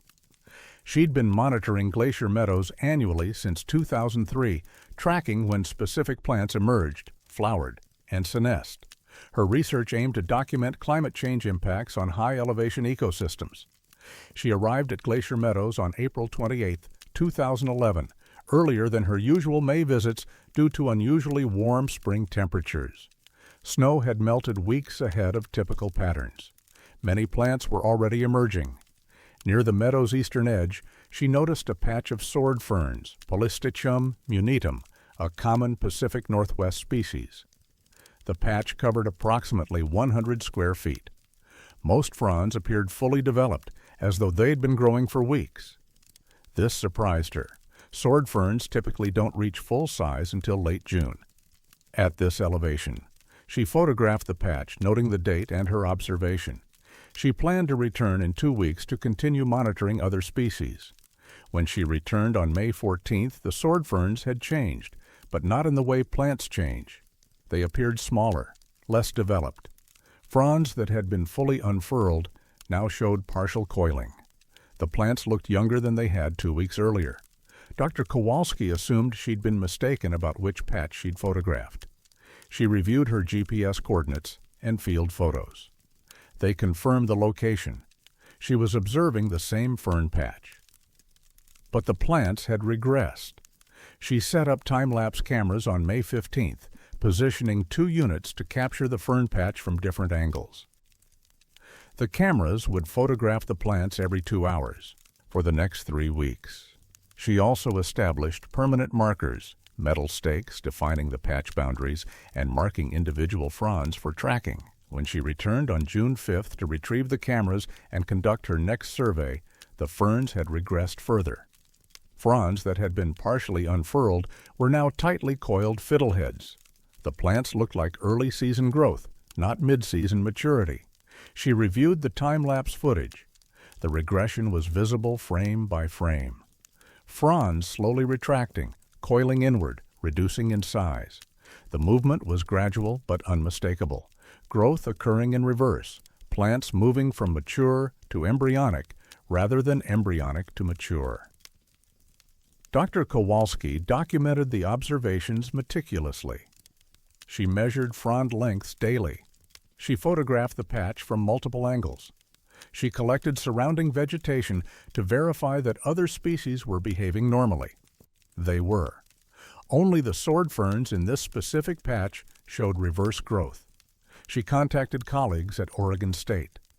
Dr. Michael Brennan, a plant physiologist, initially dismissed her observations as misidentification or seasonal variability. But when shown the time-lapse footage and field measurements, he agreed to visit the site. Dr. Brennan arrived on June 19th.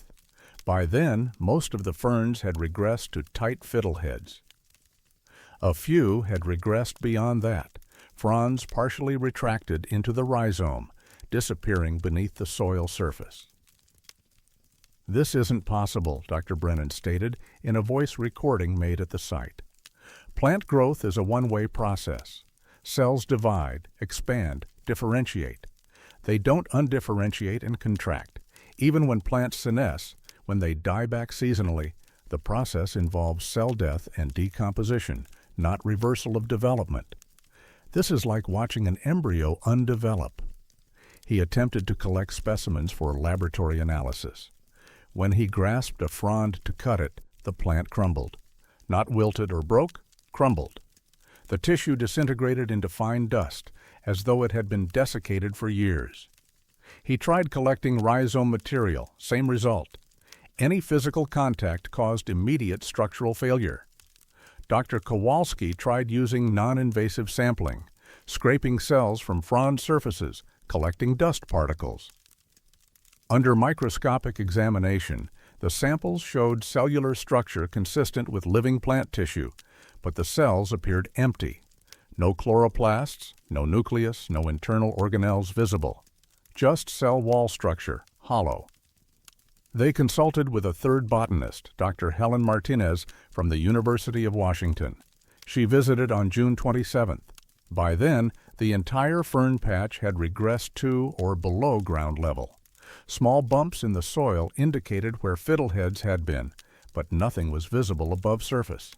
Dr. Martinez attempted excavation, carefully removing soil to expose rhizomes. The underground structures were present, but appeared degraded, soft, fragile, structurally compromised. When she tried to remove a section for preservation, it dissolved in her hands.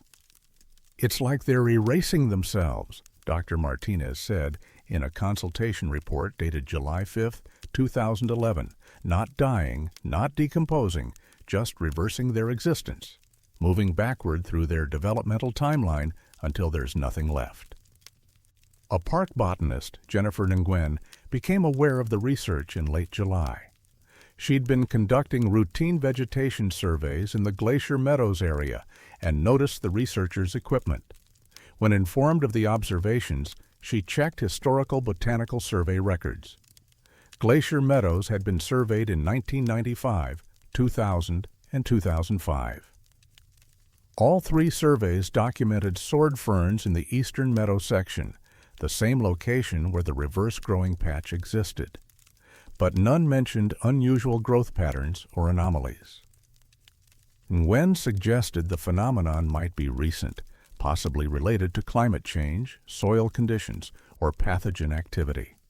She recommended collecting soil samples from the affected area for chemical and microbiological analysis. Samples were collected in early August. Laboratory analysis showed normal soil chemistry, typical pH, nutrient levels, moisture content.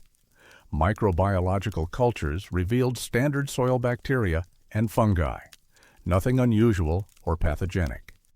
By late August, the reverse-growing fern patch had vanished entirely. The soil surface showed no indication that ferns had ever existed there.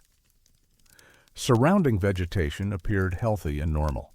Only the researchers' photographic evidence, time-lapse footage, and field notes documented what had occurred. Dr. Kowalski attempted to publish her findings in the American Journal of Botany. The paper detailed the observations, included time-lapse images, and acknowledged the lack of explanation. It was rejected. Reviewers noted that reverse growth violates fundamental principles of plant biology and suggested equipment malfunction, observer error, or misidentification as more plausible explanations than actual developmental regression. She submitted to 2 other journals. Both rejected the paper with similar reasoning. One reviewer wrote, "If the phenomenon occurred as described, it would require rewriting basic cell biology. Without physical specimens for verification and given the extraordinary nature of the claims, we cannot recommend publication." Dr. Kowalski attempted to return to Glacier Meadows in spring 2012, hoping the ferns would re-emerge and she could document the phenomenon more thoroughly. When she arrived in May, the eastern meadow section where the reverse-growing ferns had been showed no fern growth at all. The area remained bare soil throughout the growing season. She checked GPS coordinates to verify location. They were correct, but where the fern patch had existed, nothing grew. Not ferns, not grass, not any. Vegetation. Just exposed mineral soil. Park botanist Jennifer Nguyen visited the site in July 2012 as part of routine survey work. She noted the bare patch in her field report, but attributed it to soil disturbance from researcher activity. She recommended avoiding the area in future surveys to allow natural recovery. In 2013, Glacier Meadows vegetation surveys were conducted by a different botanist, Dr. Raymond Santos, who was unaware of the 2011 observations. His survey mapped the meadow's plant communities but made no mention of the eastern section where the reverse-growing ferns had occurred. When asked about this omission in 2019, Dr. Santos stated he had no record of surveying that particular area and couldn't locate it on his field maps. Glacier Meadows appears on current Olympic National Park vegetation maps. But the eastern meadow section, approximately 100 square feet where the reverse-growing ferns existed, is shown as unmapped in the most recent survey from 2018. No explanation is provided for the unmapped designation. Dr. Kowalski maintained her field notes, photographs, and time-lapse footage.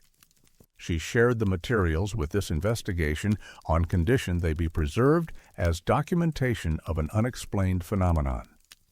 In her final field note from August 2011, she wrote, "The ferns didn't die. Death is a process we understand. Cells cease functioning, tissues break down, organic material returns to soil." This was different.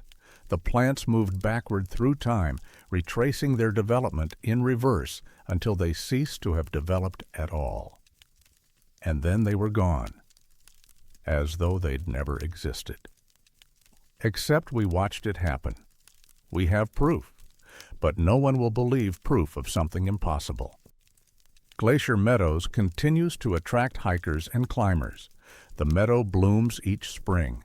Ferns grow in scattered patches throughout the area, typical sword ferns, unfurling from fiddleheads in May, reaching maturity by July, dying back in autumn. Except in one small section of the eastern meadow where nothing grows anymore, where the soil remains bare. where, for 3 months in 2011, plants forgot which direction time flows and grew backward into their own absence, cell by cell, frond by frond, until they disappeared into the moment before they'd ever begun. The time-lapse footage still exists. 18 days of images, ferns slowly coiling inward, retracting, ungrowing, moving frame by frame toward non-existence. And the meadow remains unmapped where they used to be, as though even the surveyors sensed that certain places shouldn't be documented, shouldn't be confirmed, because acknowledging them makes the impossible uncomfortably real.